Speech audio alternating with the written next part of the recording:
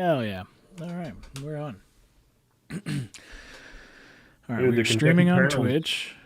Kentucky Colonels just won. Oh, did they? Yeah, I've Yeah. been watching. My Facebook's been lit up with all that stuff. Yeah, I've been watching it the last day or two. All right, we're streaming on Facebook. We are streaming almost on All right, let me YouTube. get Okay. chat pulled up. Yeah, we'll get some people watching real quick. And then we'll get started. Works out perfect that our guest is ready to go. We just jump right in.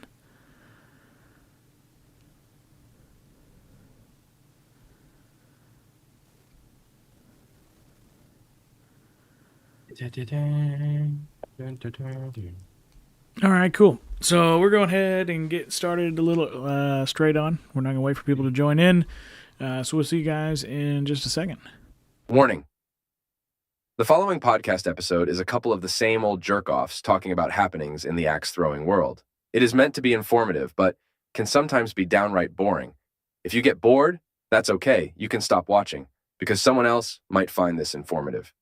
The opinions discussed on this show do not necessarily reflect the beliefs of our peers or any axe-throwing organization. We hope you enjoy the show.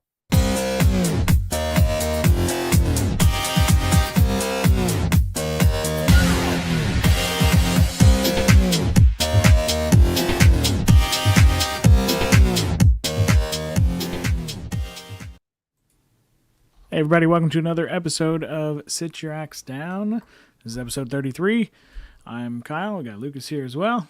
And we have a special guest who's going to be joining us for this episode where we talk about the new rule survey that came out today. So let's go ahead and get him to join. I'll try to do this as flawlessly as possible. This is going to be tough. All right, admit, pop, third person scene. Didn't get in quick enough. There we go. All right, we got Tyler Flynn joining us. So, What up? Before we started this episode, I asked Tyler to make sure that he was prepared. So, in case you all are unaware of this, about a year ago, I gave Tyler a sourdough starter for him to keep in his refrigerator. And I want to see if Tyler has his sourdough starter and what it looks like right now. Yeah, I turned it into whiskey. Perfect. Sorry, that's just a silly inside joke if you've ever seen this, the Game Changer show. Yeah, that's all. It's my favorite show, probably. I was honestly just now. I was like sharing the thing, and I was like, "What is he talking about? He gave him a sourdough starter." Like I've seen that episode, but like I was not piecing that together. That was what he was talking about. Yeah, so I thought that was funny. So that was all I had needed you to be prepared for, Tyler. So yeah, he was like super secret surprise. Super secret surprise, yeah. Right. So Lucas is in the Big Apple. How's that going? Well, the reason that we're starting like 10 minutes late or whatever it is because I don't know how the subway works exactly yet. And sometimes I go the wrong direction. Oh. Usually only for like a stop or two before I'm like, oh man, that's not where I wanted to go. And you don't get cell service down there, so like you don't like know like when you're screwing up, you can't really tell till you get to the next stop. Oh, for sure. And then you're like, all right, well, I didn't need to go there, but you just get off and then get on going the other way. So it's not that big of a deal, but nice. I figured Tommy would have given you like a I reached out to Tommy. He was like, oh, I'm out of town. Oh, yeah. What a nerd. Visiting a girlfriend or something? Probably. I don't know. You see any shows? Not yet. All right. Well, but I am going Friday. Yeah, to see Moulin Rouge. Oh, right. Okay. What was that look for? Not a good one? It's not my favorite. Yeah. At least I've when never- it came here, like the second half was like way better than the first half, in my opinion. Like I'm glad I stayed through the second half, but it was not that engaging.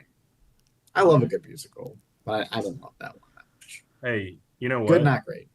The good news is that if I go and I'm like, dang, that was really fun, and I want to go to another one, I'll just go Saturday There you go. and to a different one. Perfect. Easy peasy. But no, I did get to see the WATL Ambassador of the Year, Kevin McNair. Yeah. Nice. Got to hang out with Awesome. him the other day, so I don't know if he's watching or around, but got to hang out with him and then actually going to the show with him on Friday. I was gonna ask if you were going to a show with him, but then he goes to a bunch. Nice. Yeah, he does. So yeah, going with him, and then actually Jenna is actually coming into town as well. Oh, For nice. the baseball game, right? Yeah, we're going to a Mets Giants game at the end of on Sunday, and special guest Ian and Brittany Malpass are also going to the baseball Ooh, game. Wow. nice. Yeah, so Nice. blast from the past. I do have to apologize to people watching the show. I think when I created the scene that we're going to do here in a minute, rather than adding new things, I copied some things, and it's definitely screwed up the sizing in the Yeah. boxes. It's really There you bugging go. me while I'm sitting here watching this. So, but We don't have any comments so far. I do feel like the Waddle page has been somewhat dead as of late. Like, there's not a lot of likes and comments on really anything. I don't know. lately. Someone put up But that crazy it says post. that there were yesterday. Oh, 17 sure. people watching, so Okay. 16. Yeah, I feel So- like mine just flashed up to 18 Yeah. now. So I'm showing 13, so but that's just Facebook. We got some late nighters. I did just get a Oh. message from Allison who updated me to let me know that so far on that rules survey, there's 202 responses. And as of this morning, when it was just affiliates, there was only like 53. So, Okay, we can get started now officially because Mike Morton's here. So Mike that Morton's was here. all That's we all that know. matters. all right. Yeah. So, rule survey. Anything we want to talk about before we jump into the rule survey? I don't know, but I'm gonna not look at you guys probably. Well, no, I'll make this half and that half. Okay. So, from what I understand about this rule survey, this is just like there's not going to be any major changes made, from what I understand.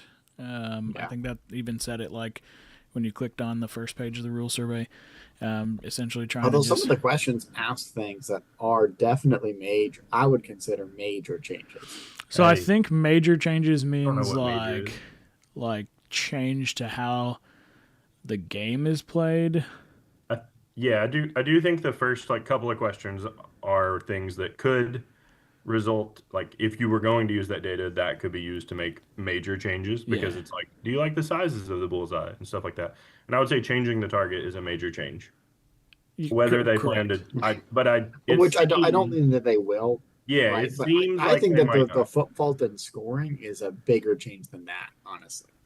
Very possible, yeah.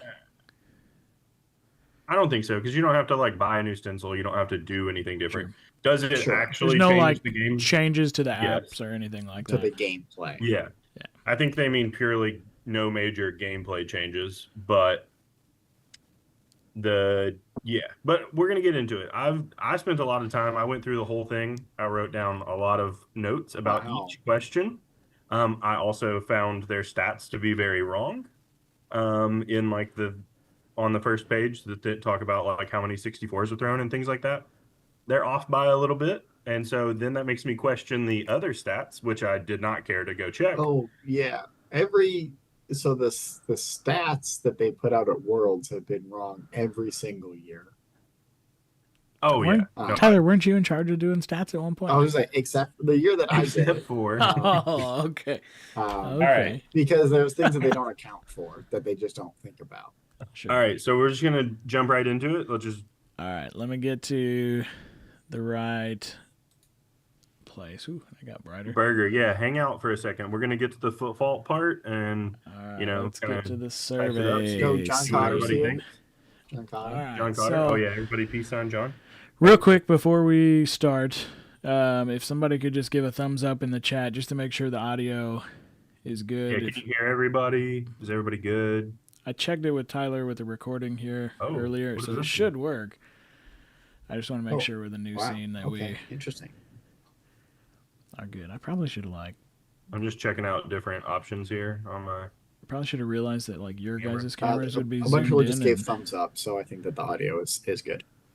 somebody All right. gave a thumbs up. Yeah, but it is going to look like. Well, maybe I'll put the rules. Maybe I'll put this here. I'll put you guys over here so that it doesn't look like I'm looking off screen the entire time. Yeah, all right. So when you go to the rules Oh, cool. feedback Is that real? survey, what's that? Yeah. It said that. It's not anonymous because your email is shared. By the way, guys. Is it? It said on mine when I clicked on it, it did look like it was anonymous. Yeah, mine says okay. not shared. Yeah. Yeah, it says not Okay, shared. so it doesn't. But it does ask for your name at the end. So if you put your name on there, just to be clear, Yeah, then they're It's not gonna. anonymous. Then they're gonna. yeah, that part will not be anonymous. So don't put your name if you're trying to be anonymous. Lucas, you said you went through this whole thing. How many questions is this? Oh, I don't know. I didn't write down the number of questions. I just know a little bit about each question. Oh, and what's really annoying is you can't go through and just look at the questions because they're marked as. That's what I was just getting ready to say. So you have to mark something if we're going to go. That's what I told Kyle. I said, I'm gonna just select what select you mark. Just select select stuff? something so we can move on. Yeah. Yeah. So let's just was not submitted at the end. start with the first question. How satisfied are we with the current gameplay? Whoa. I wish there were smaller bullseyes, personally. Same. Same. But I mean, overall, I think that would make it more competitive. And this is actually how I figured out their stats were wrong, because I went to look at the stats and I realized that there were, how many people had thrown perfect games, at least in league and things like that. I just was curious. And I didn't get 63s from season 1, but 47 64s were thrown in season 1. But that's actually probably incorrect. Why? It's actually probably a lot more than that.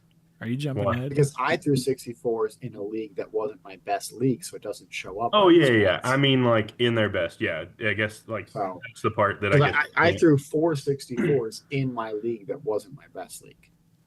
Yeah. Oh, well, you would have had by far the most then of anybody season 1, because what the heck was your the best most league? season 1 was 3. You just threw better consistently, with not as high. Yeah, I was more consistent in the other one. Yeah. But anyways, that was not really skipping ahead, because what I was talking about was just how, if there were smaller bullseyes, it would separate people. It would make the scores lower. It would make the perfect harder to achieve.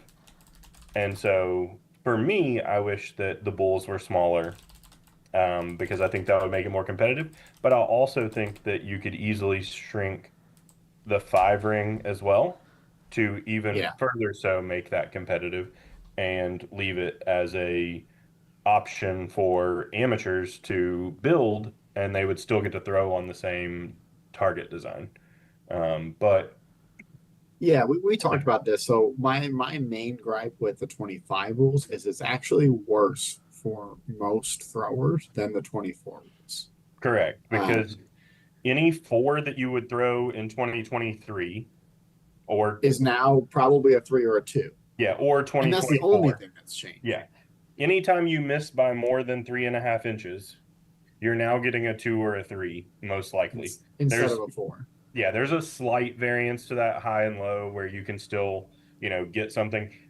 I guess maybe it's closer to a wash if you're going for uppers and you're hitting the lower. And you hit lower on that, yeah. Maybe. But yes. But we were hitting anywhere is between that question 0 on and here? 2. Is there a question on here that says if you hit both of them and you already hit one of them, it should be a 0? Because that question should no question about. There's actually almost no questions about the current rules. Yeah. But yeah, to Lucas's point, right? So the only difference between 23 and 25 rules is that now your 4s are becoming 2s or 3s. Right. Right. But if you look in 23, the top throwers are throwing 0 to 2 4s per league. I averaged 1 4 per league. last season I hit 1-3 instead of 1-4. So honestly, the only difference between 23 and 25 then is that 1-4 became a 3, and then the 7s and kill shots. Yeah. But like, it really doesn't affect anyone at the top really at all. So the more 4s you throw, the more it affects you, which is inverse to me. Like, because you're affecting the wrong population of people with these harder rules. Correct. For 20, as far as comparing it to 2023, because it is the same bullseye just 5 times. And if you were able to hit that one accurately enough, then you're going to do the same thing with this year's bullseyes. So my answer to it is that I wish that there were smaller bullseyes. I also think a smaller 5 ring within that, and making now the 5 ring a 4 would be the most competitive version of the game. That well, actually, I think 24. If you had below a 50 average, 24 rules were better for you than 25 rules. Because in 25, if you had below a 50 average, you were just playing on 23 rules. Right. Sure. Yeah. Because the 5 didn't close. Well, so now the 5 close. You should have been. But if you sure, were if you were playing smart. Yeah. If you were going and trying to hit the outer ones, yes, you were more effective. But if you were playing it strategically, then you should have been. Yeah. It shouldn't. The game shouldn't have changed for you. Correct. But all right, what's the next question? How do you feel about the current point value for hatchet kill shots? I like the 8 inner and 7 outer. Prefer 8 inner and 6 outer points. Prefer a single value, no inner or outer. No preference. I said no preference because I think that this needs to be a data-based decision, not a feelings-based decision. Okay. Well, I don't think the data's there. Which was actually like one of the reasons why they switched it to 7, from what we were told. Correct? Like, it was a feelings-based thing. It was because it made people feel. People liked getting more points for it. Feel good about getting more points. It's just more fun. That's the term. Yeah, more fun. Yeah, more fun. Because you get more points in league. Honestly, I'm not saying that it is the wrong decision, to be clear. Right. Like, it might be correct to be 7. I just like that the decision to move it to 7 wasn't database. Right. Okay. All right. So no. Having drawn on it, I don't know personally how I feel about 7 versus 6. Yeah. I mean, I guess it is nice getting a 7 instead of a 6 for that one extra point. Yeah, I mean, obviously. But I kind of feel like it does remove some of the strategy that you could have had like last year with the 8 versus 6 or 7 versus 6. I felt like maybe there was a little more strategy that with 2 points difference. Oh, Eric asked about the what size we want, and I do think I commented. I like the 1 inch. Yeah, I said 1 inch, 2 inch, 3 inch. But I think you could play with those sizes a little bit. It could be 3.5 still, just to keep stencils. But I think a 2 or a 2.25, like 5 ring, would be ideal. Something in between. I liked what we did at Throw High with 1, 2, and 3. Yeah. Yeah. So I like those size discrepancies. And just to respond to Kyle Scowl, he said, I'd have to disagree a bit on the just more fun to get more points comment. That's just what we heard. The reasoning that's what was told to us. So I don't know. That, people said that it was more fun that way. Yeah. I don't know if that's actually why it was changed or what the change, what they used to determine the change. If they flipped a coin, I'm not sure. I just heard it was more fun to get more points. So yeah, which is but they also only not tested wrong. in a league setting, right? Because that was the other thing. Yeah. Correct. Yeah. Is that the rules were never tested in a tournament setting, which is what I think should determine the value of those things. As far as kills go, you should be rewarded for taking the risk. If I'm risking losing all the points just to gain the same amount as someone risking nothing, then that seems a bit too aggressively favorable in the opponent's space.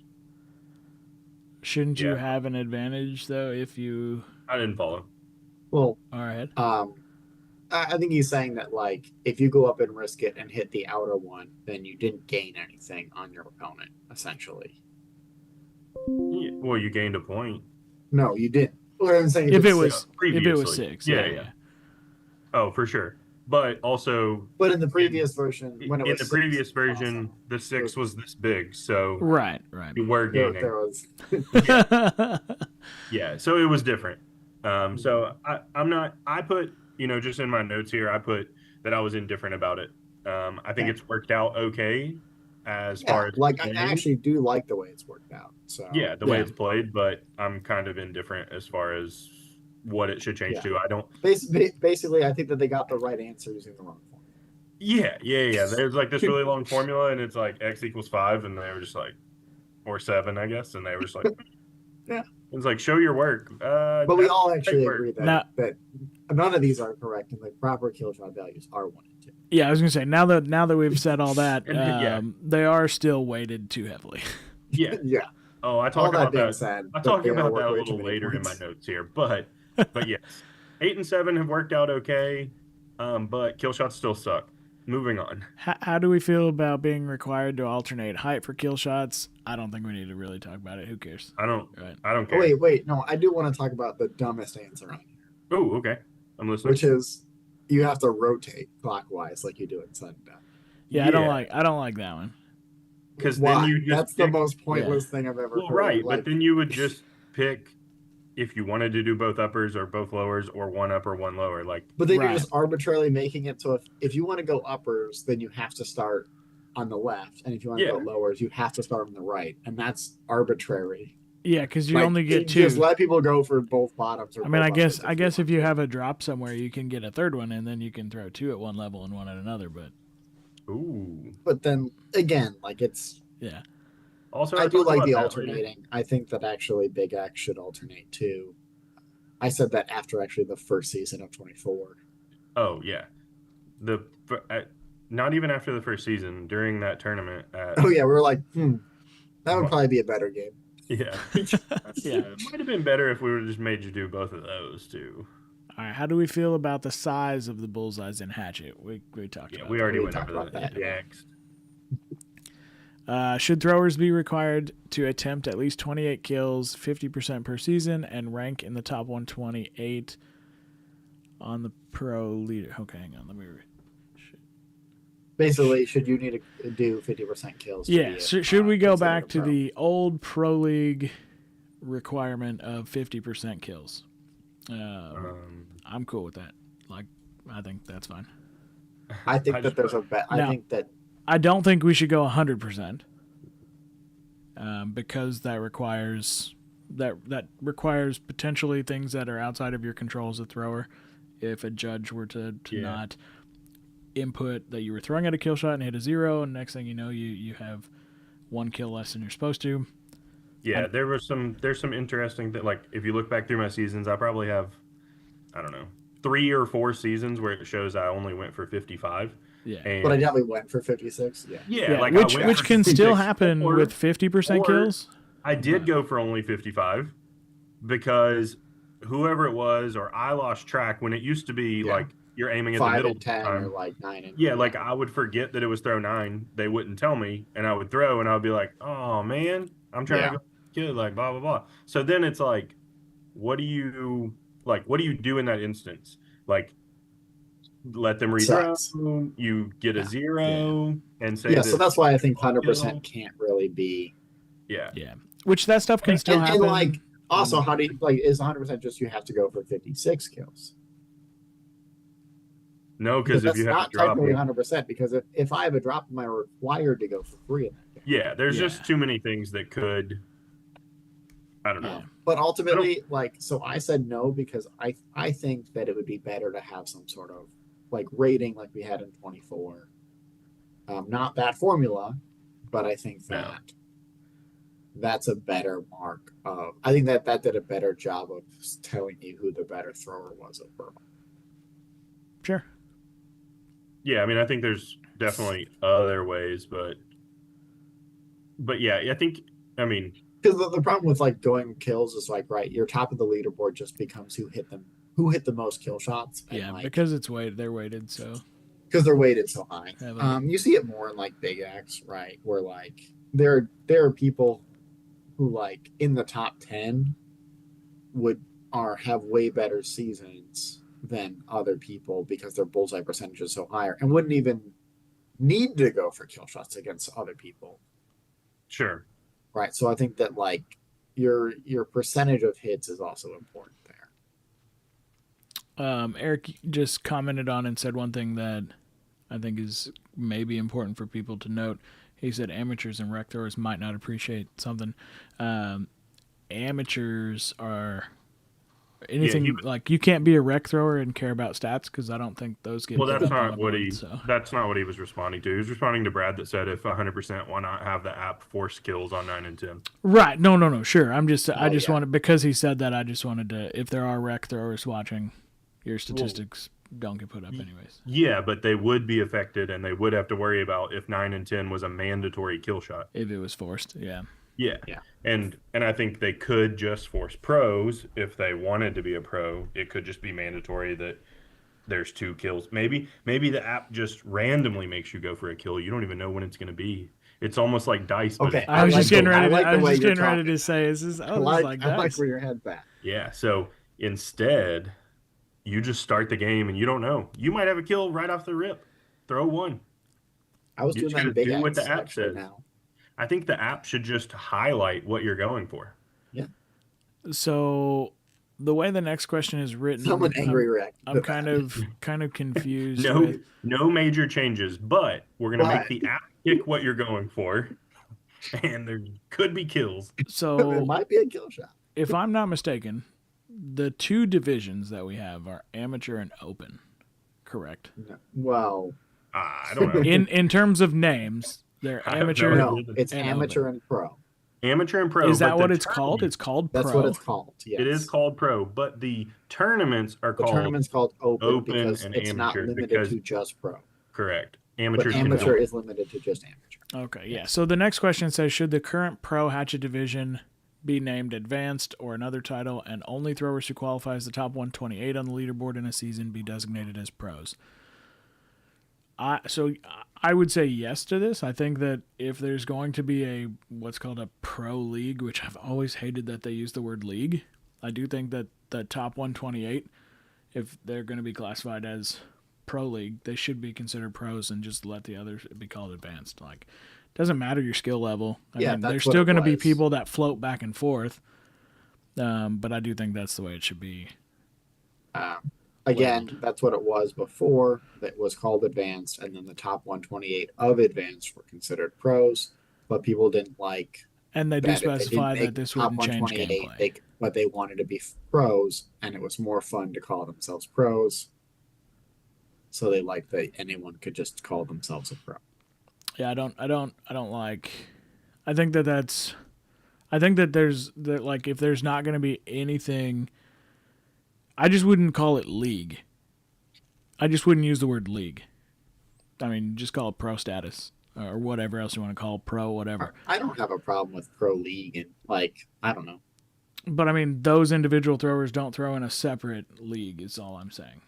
Oh, Maybe- okay. I see what you mean. But Maybe throw pros. No, that's taken. Oh no, wait, that's taken. That's something else. So I just don't. call it pro. I honestly don't care what it's called. Yeah. Yeah. Just let me know. I don't. Yeah. That's. I don't even remember what I put on that one. I probably put no preference. Like I don't care. I said. I think I put. I don't care about the name of the divisions. I almost always though forget that the other tournament is open, and I just call it the Pro. advanced tournament or Yeah, the advanced, pro yeah. tournament. Yeah. So like, it's just confusing. Yeah, I think giving it something, giving the top 128 some designation that's different. I think does kind of highlight those 128 better. So. Right. Yeah. So Correct. Mike I Arita think- just said that using pro as Yeah. like the whole division is weird because like then there's no like making pro league or whatever. There's no sort Yeah, of it like does. actually It like does Yeah, make more sense to not make it the thing because you that can have a could 35 predict it to be. average and just And decide be I'm in correct. pro league. pro Ah, bro. like Yeah. me, Yeah. like us. Like That's what we did. That's what I did. Yeah, I was like, oh, pro? I was like, oh Sign me up. yeah, All right, so we'll move All on right. from the division topic. It seems to be a Oh, things are about to get hot heated. button, but we are Oh, getting boy. into some data stuff. So, in Let's order go. to prevent sandbagging and to keep the amateur division a true amateur division, we're considering the implementation of a maximum average cutoff based on league averages that would be applied at the end of the year based on a thrower's best 3 seasons. If a player below this average chooses to play in the pro division, that's the good reason to remove pro, would be allowed, but a higher average players would be prevented. Did anybody spell check this? It's fine. I didn't even read it because I knew what they were saying. So there might be Yeah, a would be typo. prevented from playing in the amateur Yeah. division. The exact cutoff would vary from year to year based on league data, but in your opinion, what should be the cutoff range for amateur? All right. So Let me I don't care scroll about so the we can see the question data. per se, but those stats are wrong, like way wrong. And Tyler Yeah. pointed out even further how wrong they are. But they're off by like 10 on each of the ones from season 2 as far as how many 64s were thrown in their best league, plus all of the ones that people threw not in their best league, which is probably a handful more. But what I thought was interesting is 111 people threw a 63 or higher in their best league. That's data that you pulled. Yeah, that's I looked it up in season 2 on the leaderboard at the final leaderboard. 111 people threw 63 or better. 45 again, probably a lot more than that. Yeah, probably a lot more than that, but Marathons, 45 people threw a 64 and 58 of them were thrown as far as people's best leagues, which I think Tyler's right. Like, I think I had a 1 or 2 in a season that was like just a marathon that I didn't do very well at. And I'm sure there were other people that had more in their season 2 that, didn't show up, or like Shane throws like 8 leagues every season. He probably has 3 in each of them. So that's like Right. 20. I will say that was part of some demographic data that that was relayed. Like, there's a lot of people who throw a ridiculous amount of leagues. Yeah, and there's nothing wrong with Nothing that. wrong with that at all. It's just I think that's it's just you guys have a lot of time. I used to throw in 2 or 3. I mean, when you work at a venue or you own a venue, But per discipline too, right? So like that Yeah. question didn't separate it by discipline. Right. Correct. Oh yeah, it's just total leagues. Yeah. Yeah. And then already this season, which is like on week 3 or 4, I don't know, there's 18 64s and 52 people with a 63. Yeah. I think that there will be probably, 150-ish people with a 63 by the end of the season. And probably the top 200 will throw 1 point off of a perfect game by season 4, is my guess. Which is very similar data to the trajectory that we found was with 2023. Yeah. So, Of the average, yeah, 100%. Like, if I was getting to throw if I had time to throw if I had time to throw leagues this season, I do think I could throw another 1,700.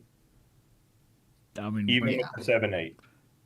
you were like one throw off of that last season, right? I think I needed like 2 more kills or something. I don't remember what it was, but like I think that I could get back to 2023 scores. Even with the 7-8, it would be really close. Yeah. Yeah. Same. And I'm not as high as you, so it's easier for me. So I guess that's way different. easier. Way easier. So But so yeah. realistically, like this question also doesn't really affect us. That in is any also way. true. But True. I don't Which think is that there's the way that they're explaining it and their option, that what they're claiming to want to do to prevent sandbagging does not prevent sandbagging. Yeah. So two things. Like I have two comments on this that I've made before, right? One, it doesn't prevent sandbagging because if you make an average cutoff, it's very easy for a thrower who knows Well, what they're doing to like be below that. yeah, to be fair, they do think they're going to throw it, they're going to provide that number after the seasons are over. So it's Right. not like you'll know what it is before, based upon what the way I read it. I think that that could actually really hurt tournament. I do want Oh to yeah, clarify what I said there about this question doesn't really affect us. By saying that, I feel like I shouldn't answer anything other than I'm not sure, no opinion, because I don't think I should choose rules that affect throwers in a Other different people. division. Yeah. but I do think that even if you didn't know the number, right?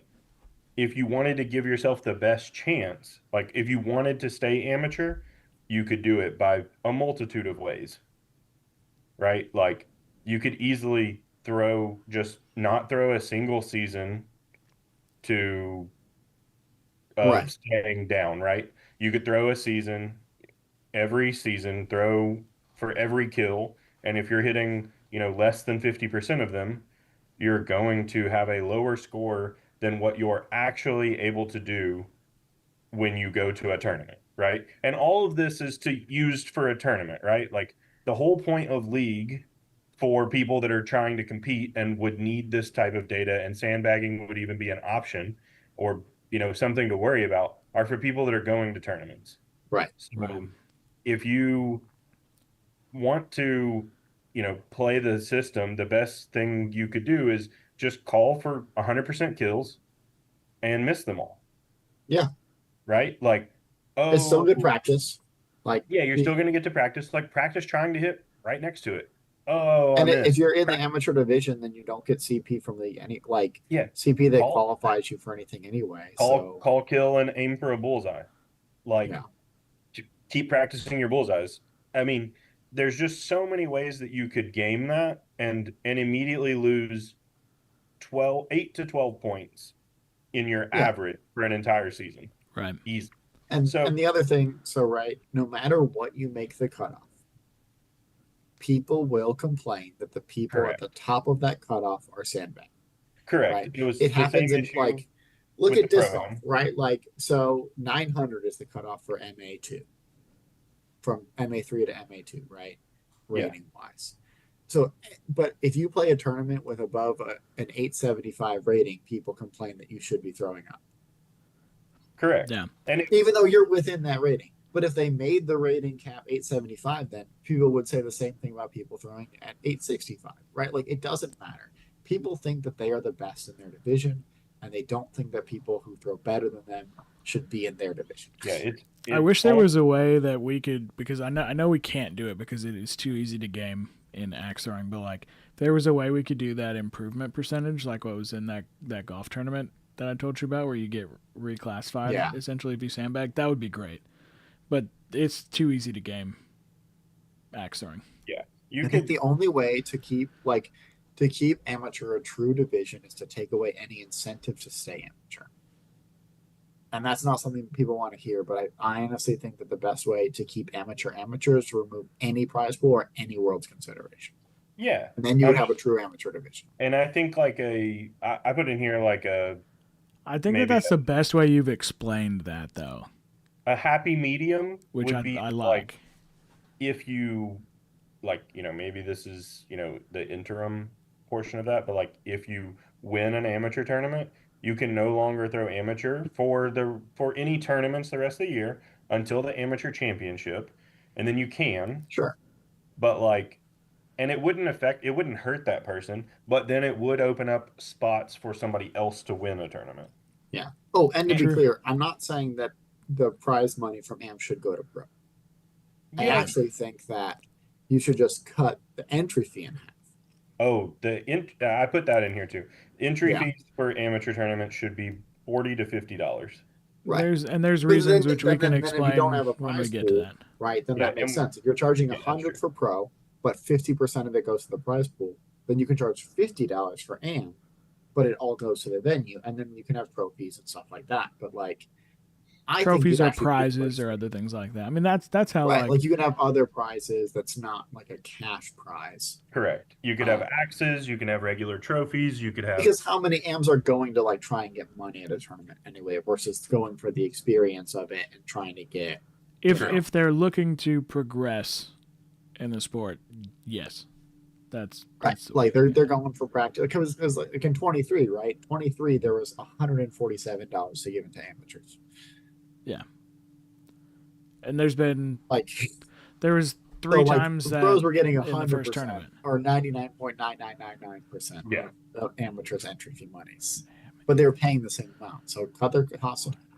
To answer just like in my I don't think so. theoretical, Adam, it would not hurt an amateur that won a tournament at the start of the year because they could still go to tournaments and compete in open. They would still get to throw. I mean, the Which target is is exactly the gonna same. better the thrower. The game is exactly the same between the two.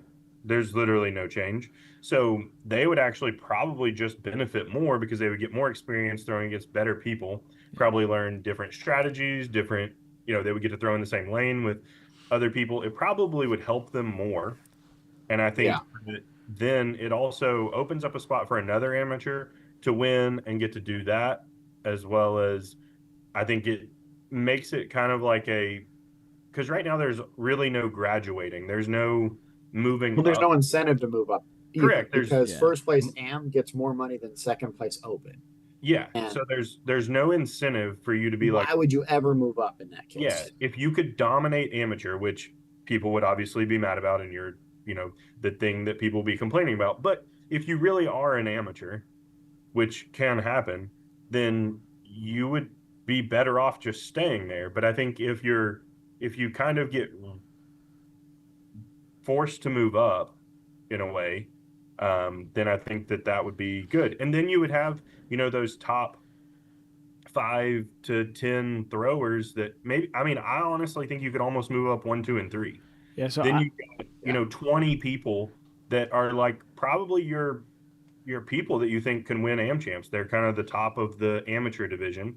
And then maybe X amount of those graduate to pro next year, and they're not allowed to throw am, at least for, Which is how it was, right? so So yeah, like anyone who got a world's bid was had to move up to pro, right? And you got pro bids at AM champs, or you yeah. got bids to worlds from AM champs. And So I like think that, that did sort of exist. yeah, so for the I sake do think of that, time, so like sounds like what you're explaining is you think that there should be a forced move up, but only based on tournament performance, not correct. straight statistical performance, because league is very different from a tournament. Yeah, not Right. league. Yeah, Because I there's think just that so makes many sense. ways to make yourself look better in league if you want. Like if you can't hit more than 50% of your kill shots or 75% really or around there, then just stay down. Right? Like Makes sense. and then your score Yeah. is going to be higher than if you were going for all kills. Now, Correct. if you wanted to actually, To the do opposite. yeah, like if you wanted to stay down, then go for all kills. If you wanted to do the sandbagging thing, but also like I think that obviously it's the best way to practice. Like you're going to tournaments, so it's just a thin line of what you're trying to get out of league, what you're trying to do with it. But I also don't think, and it'll be in there later, but like it's like bullseye percentage at a tournament. That's stupid.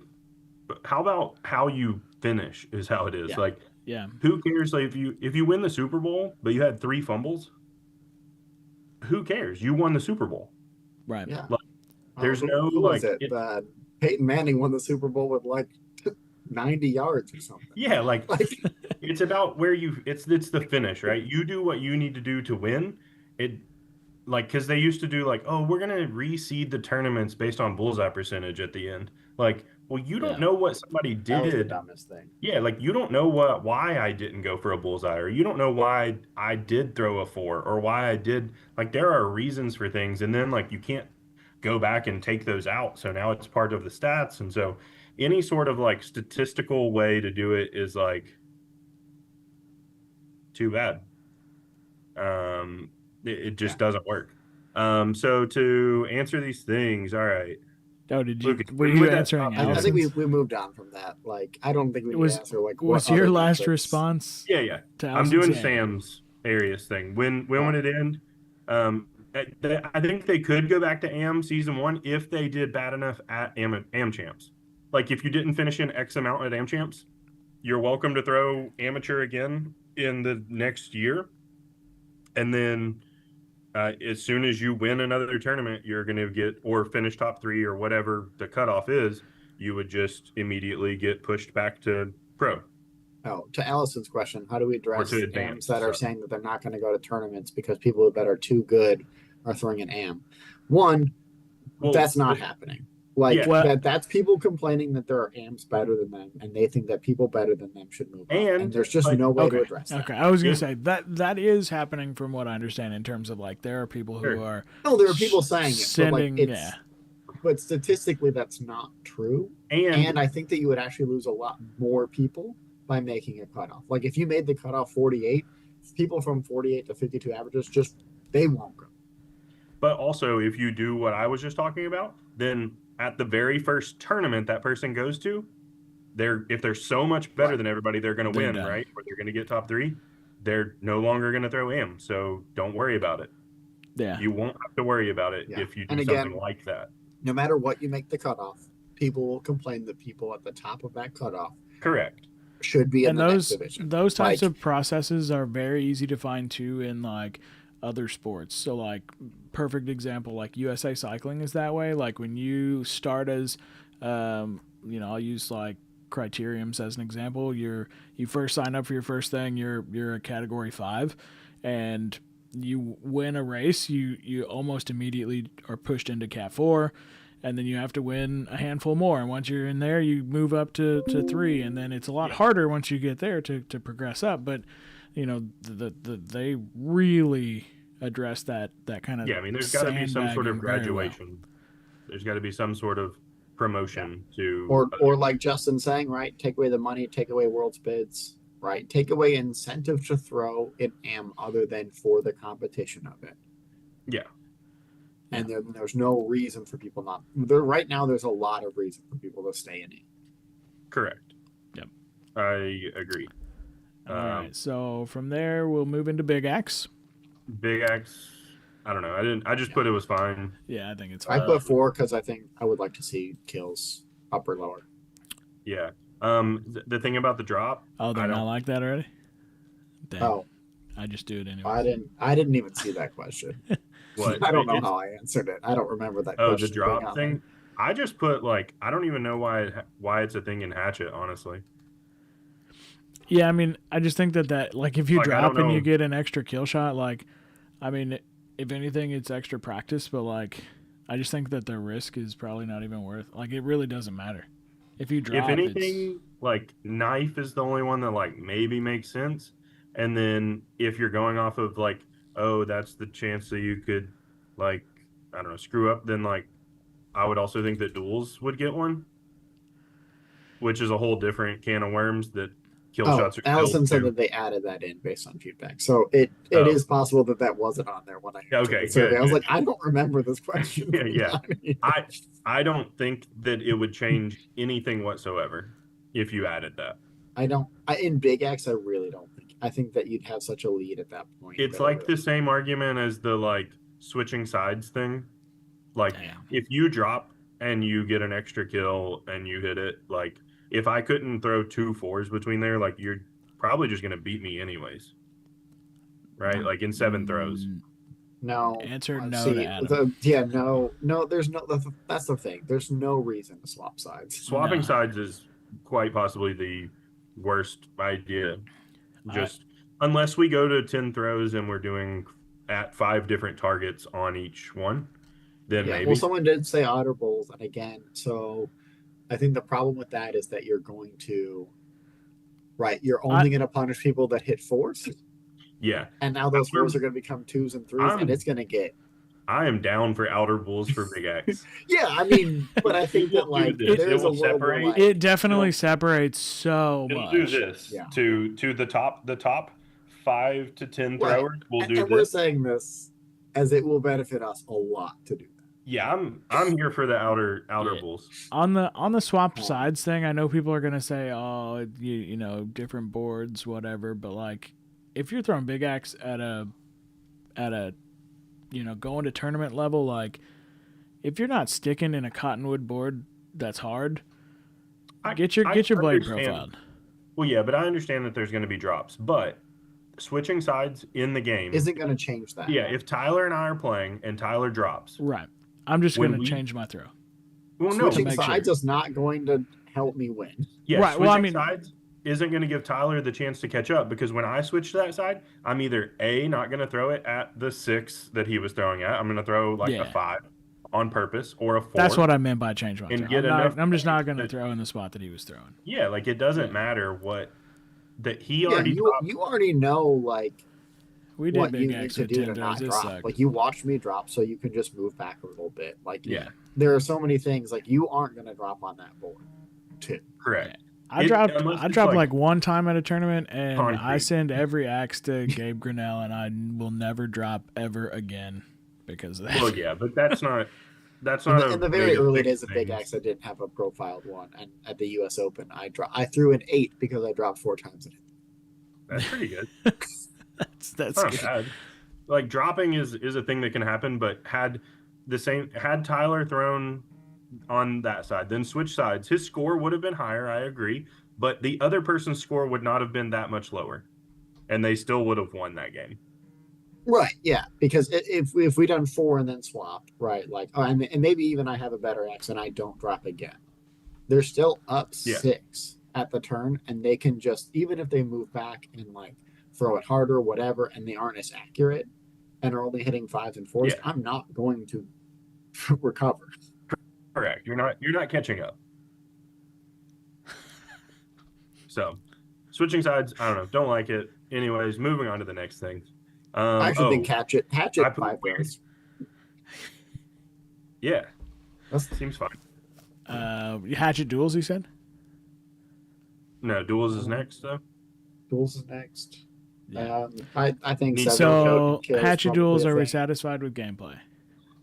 I put the duels needs kill shots to go away in their current form. I mean, they're just so powerful and overweighted that it's like, And Maybe- if all right, anybody, instead of- if anybody instead has of an kill opinion that shots- should be listened to when it comes to duels, it's Instead of an extra kill shot for a drop, you get kill shots if you drop. ooh. Okay. Like they're not even open if there's no drops. Yeah, you don't even get kill shots unless you have a drop. all right. That's interesting. That's an idea. All right, so I screwed this up, and I thought I had checked it. I can't scroll down any further. There is a question underneath of this. to Some go. throwers argue that Robin Hoods are a result of a bad throw, so they are. shouldn't be awarded the same points as the hatchet in the board. But others consider the Robin Hood rule a fun, unique feature of duels, Yeah, and it's fun. appreciate that they get strong social media responses. Would you? favor Okay, keeping but it the wouldn't Robin Hood affect social media response. Yeah, that's Still literally. post the pictures. I can read you what I wrote. Robin Hoods are dumb for scoring, and they always have been. The score you get from a Robin Hood doesn't change the amount of social media responses. The people not in axe throwing don't know that it was worth more points because you threw bad. Yeah, they just think it looks cool, which is a feelings thing, not a data-driven thing. Yeah. It looks cool, and you can get all the social media you want, and and it doesn't have to reward you. Yeah, like I don't know that there's a way that outside of just like I don't know how to. I actually think that more drops. Like I think most drops are better throws than most Robins. Sure, Yeah, I could see yeah, that. yeah. I've could see had that. way more. Robin Hoods are the result of luck more than they are anything else. I've had way more 12s that the board just said, I don't think so, No. not today. Yeah. Than I've had Robin Hoods at all. Like I don't know how many Robin Hoods I've even had. Like it's so. It's because you're so good. And Yeah. Robin Hoods aren't good throws. Okay. You did almost Robin Hood me in Arizona. Yeah, but You almost I- Robin Hood the answer bottom this? of the handle. yeah, But but did instead we? you threw a I 1. don't know. Yeah, but did we win? Not that match. Yeah, but did we win? Again, it doesn't matter the stats. It's about. All right. It's about In the finishing. sake of time again. Yeah. Do you think the rules should be the same for league and tournament gameplay? Are they not right now? They are, as They far are. as I know. Yeah, I thought they were. I thought they were not in I also don't 2024. think They that are. question was in here before. I put they essentially are, and I'm not sure I understand, but I don't understand why they would need to be different. I Like I mean, know that they were last year, but yeah, I don't I think. I feel like they are the same now. I don't understand why they would be different. Um, if Should you're go ahead. using it to practice for a tournament, wouldn't you want to throw like it was a tournament? So why Yeah, not just 100%. I don't know. Yeah.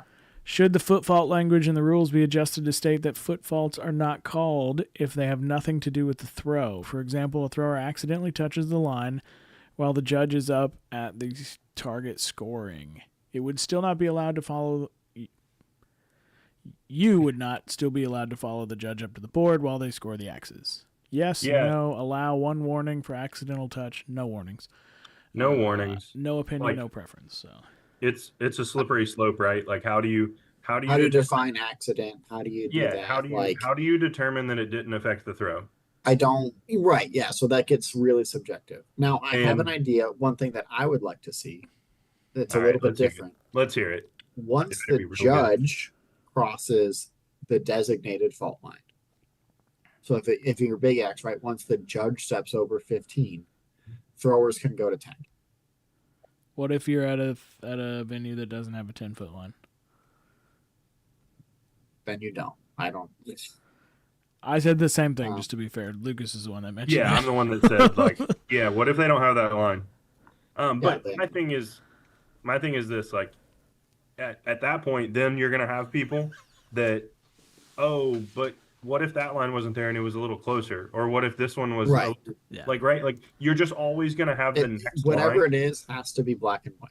Yeah. But also it's like why are we work I just don't understand. Like what are we doing? Are we saving like 3 minutes per tournament weekend by getting that much closer? Like In Big X, it would save a decent amount of time. It just really wouldn't.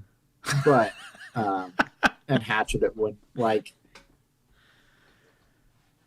it's negligible amount of time that's saved by doing that, right? I Like will answer Adams with like I could mean, see as a judge, I don't care what anybody does when they come up behind me. Like they're not going to change my opinion of what it is. all right. I agree that like in knife going up to the 10 after throwing because I throw from so far back does save a little bit of time and it's just like easier Same. for me. So I Yeah. do go up to 10, right?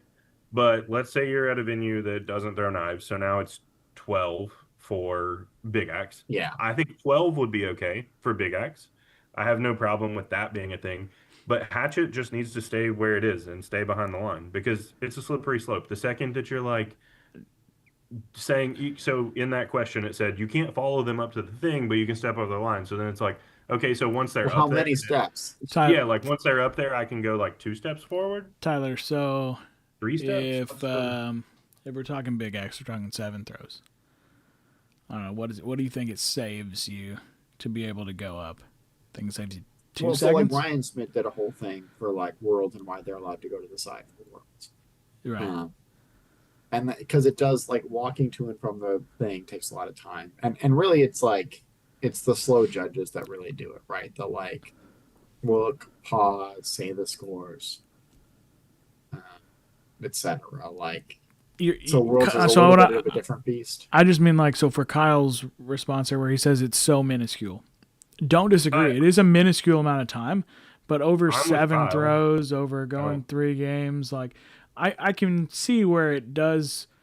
I mean, you are talking probably minutes, but like I mean, 256 throwers. Like I mean, I guess you could. Yeah, maybe so get that's what I'm to- saying. Like at Worlds, it would matter. At most tournaments, it would. It does not. Yeah. Because like, so even at Worlds, right? So knife. Let's take knife for example. At the knife, the most games thrown on a single lane was like 18.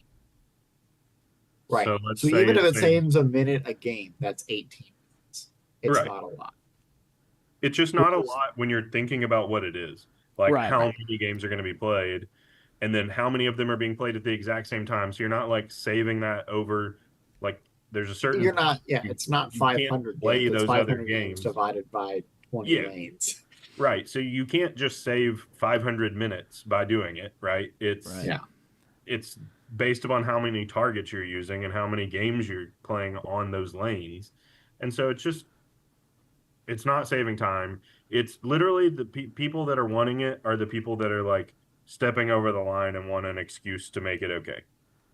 Yeah. Now, I think that there is something to be said for like, there are judges who will like start to say something. Oh, And sometimes they will say 100%. two things, like as if they're saying a score. They'll be like, 6, that's a little shitty. Like, I understand that there are things that make you accidentally foot fault.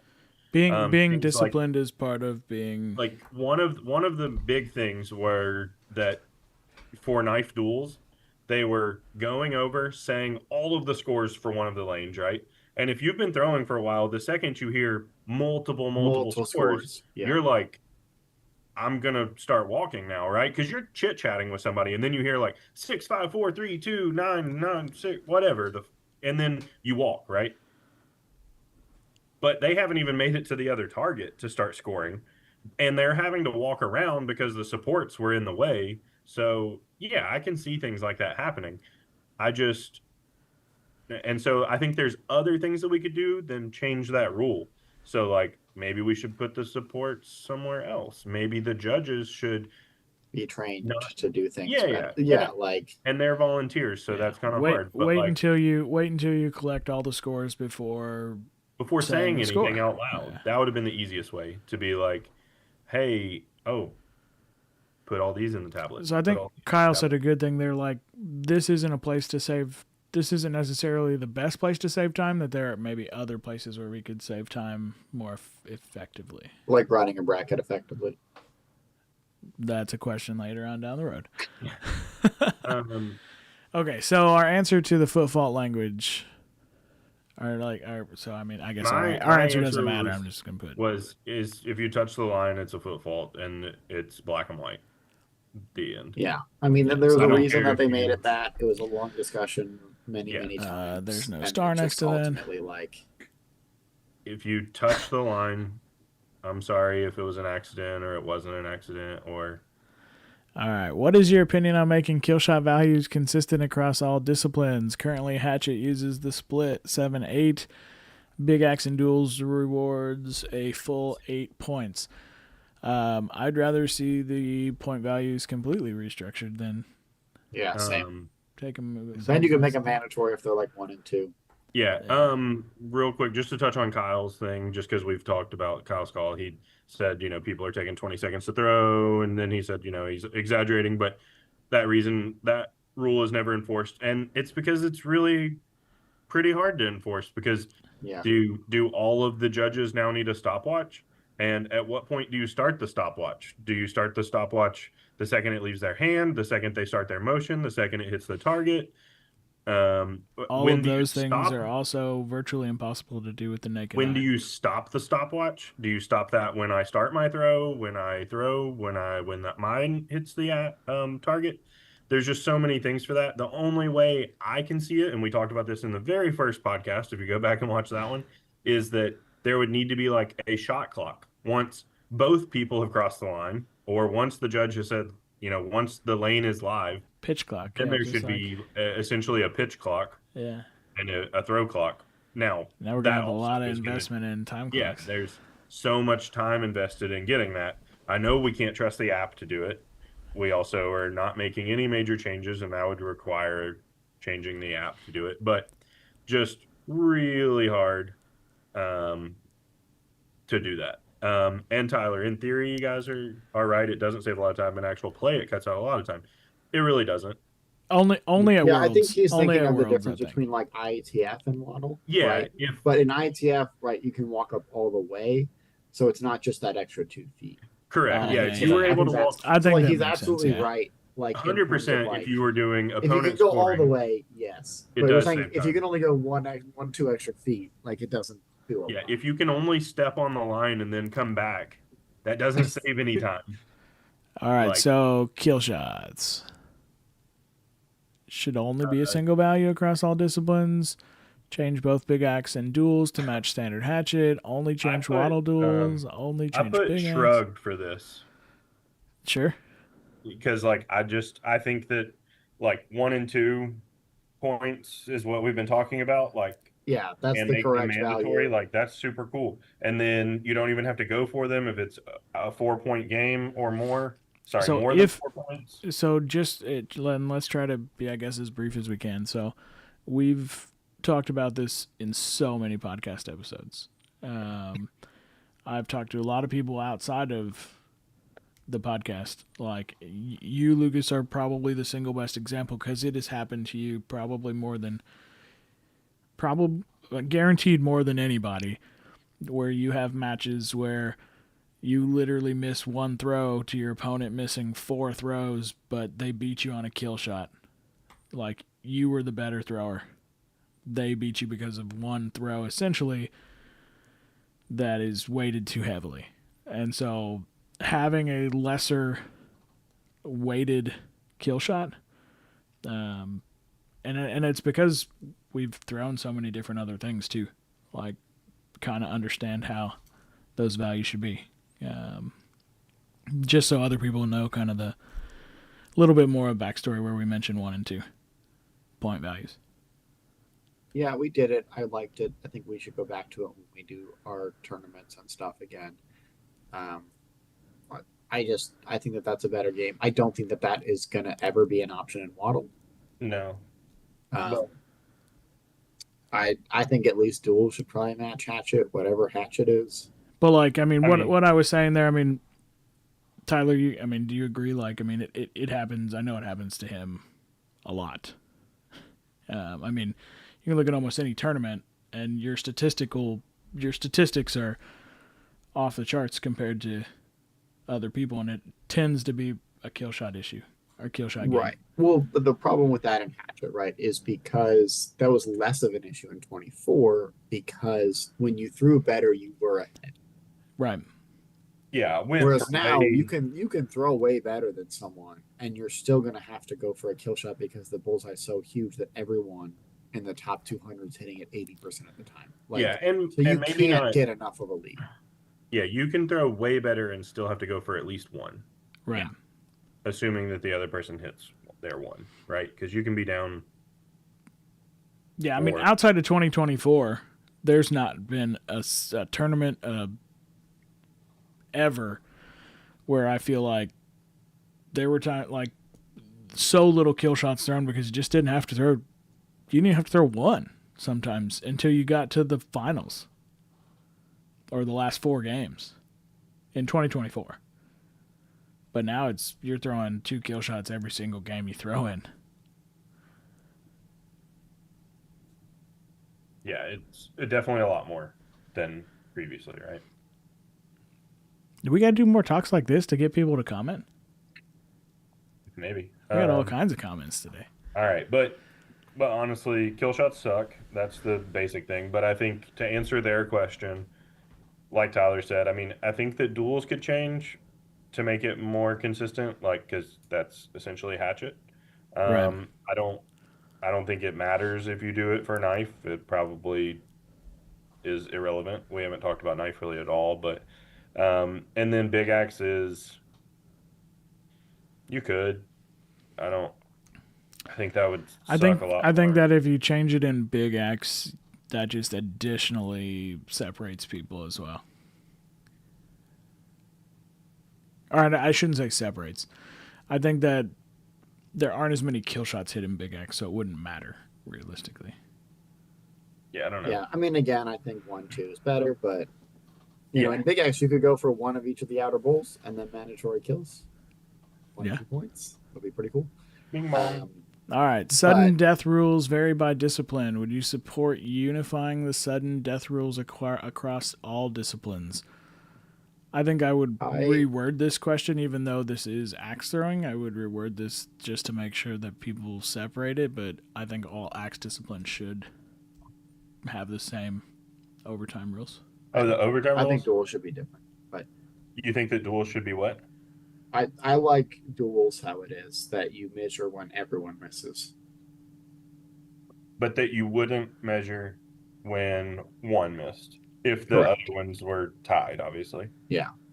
Yeah, I mean, I think Like that's I like the idea that you have to score more than your opponent to win.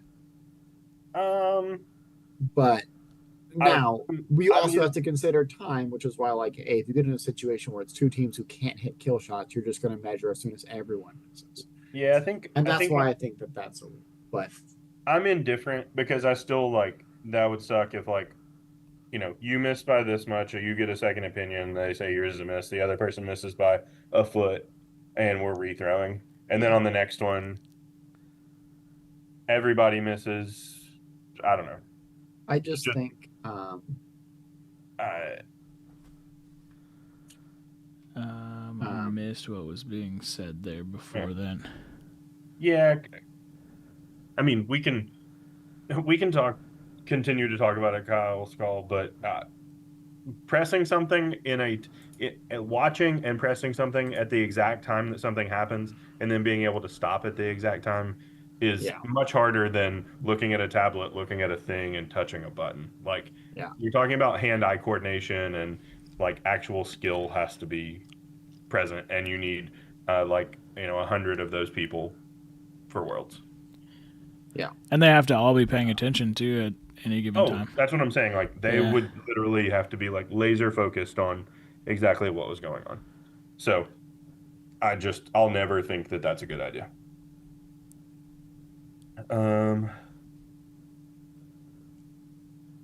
I don't reason disagree with what with what 100% agree that it is way more inviting. I yeah. think honestly, if you made the entire four ring a bullseye, it would be even more inviting, Yeah.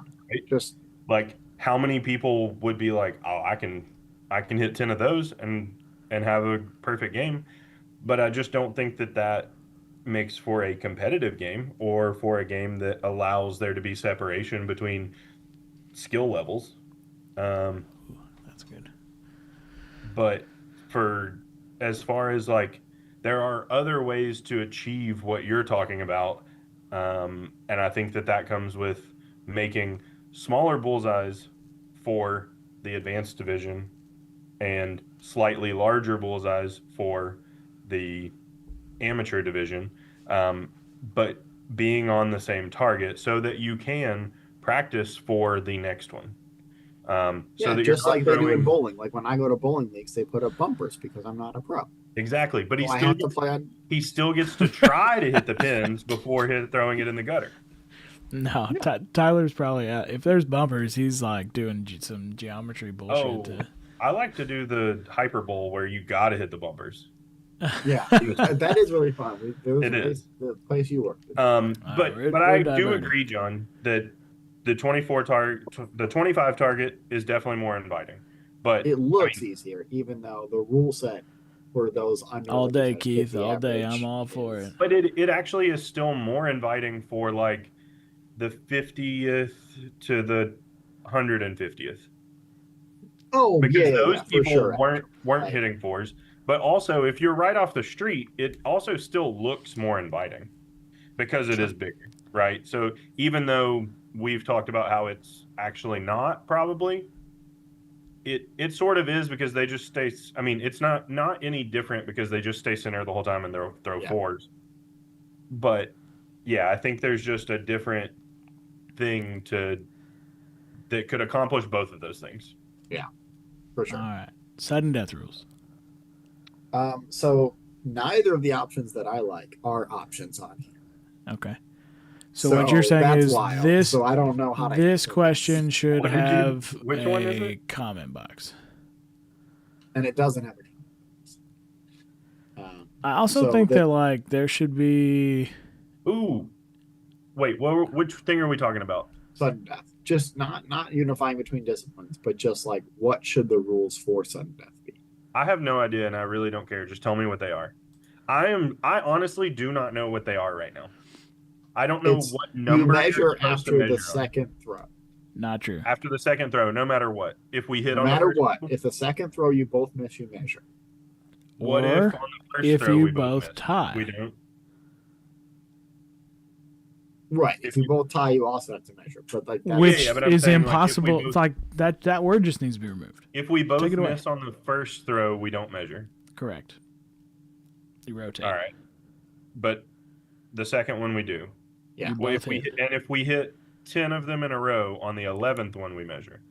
correct. If we both miss. No, that's actually technically not true. If you both hit 8s on the second one and you tie, you would still measure. But then technically you'd be stuck in an infinite loop No. because you can't measure the tie.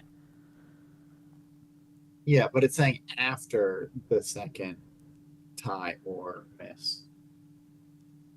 Yeah, I don't know. So yes, it is worded terribly. Yeah, Because it's if worded very that poorly. is how the rule was intended, then they should have just said from the second throw on you measure on a double miss. So the only That would have problem, been the easier way to say that rule. like I They don't did disagree with what provide- Lucas said, like just tell us the rules, doesn't matter. The only problem with that is that's where time happens, or issues happen, because like almost at every tournament there's some match that stops and people have to go like, what's the actual rule? What are we doing? We have to think Well, about yeah, it. because Oh, it changed. Yeah, and I don't know what the difference is for Big Axe. Is it also? It's the same as hatchet. Okay, they are the same. That on the second throw or Second the tie or double second. miss. Well, no, but Well, but It's if you not drop the- tie, then it's so I actually like that version of the rule. If The you drop second the double tie- miss, Yeah, if you drop the tie, it's fine. I like that version of the rule. That's not an option on the survey. so Correct. Yeah. again, first throw we tie. We're measuring the second one if we both miss. Correct.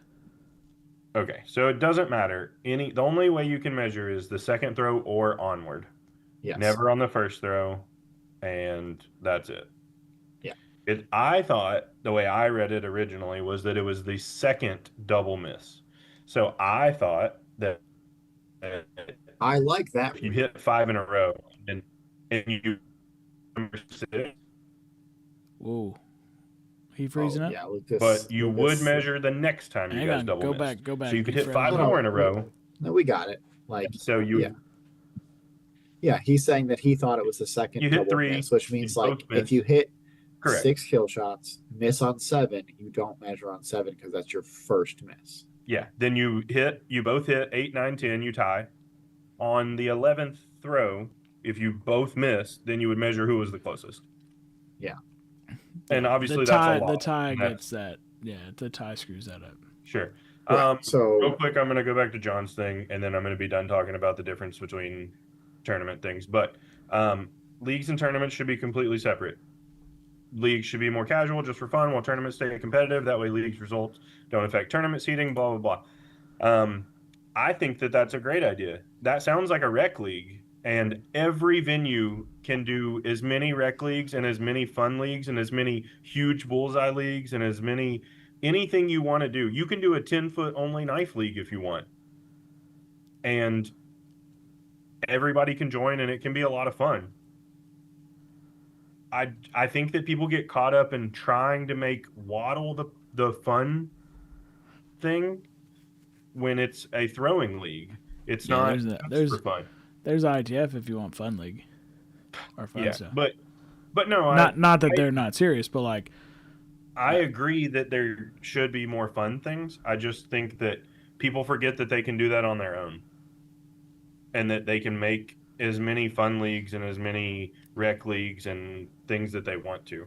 So I think like for those non-serious throwers that are just there to have fun and don't care about tournaments, then that's the perfect opportunity to have that rec league. yeah, I think that those things, like, I mean, even the things that like we've done outside of like WATL stuff, like those things are more fun.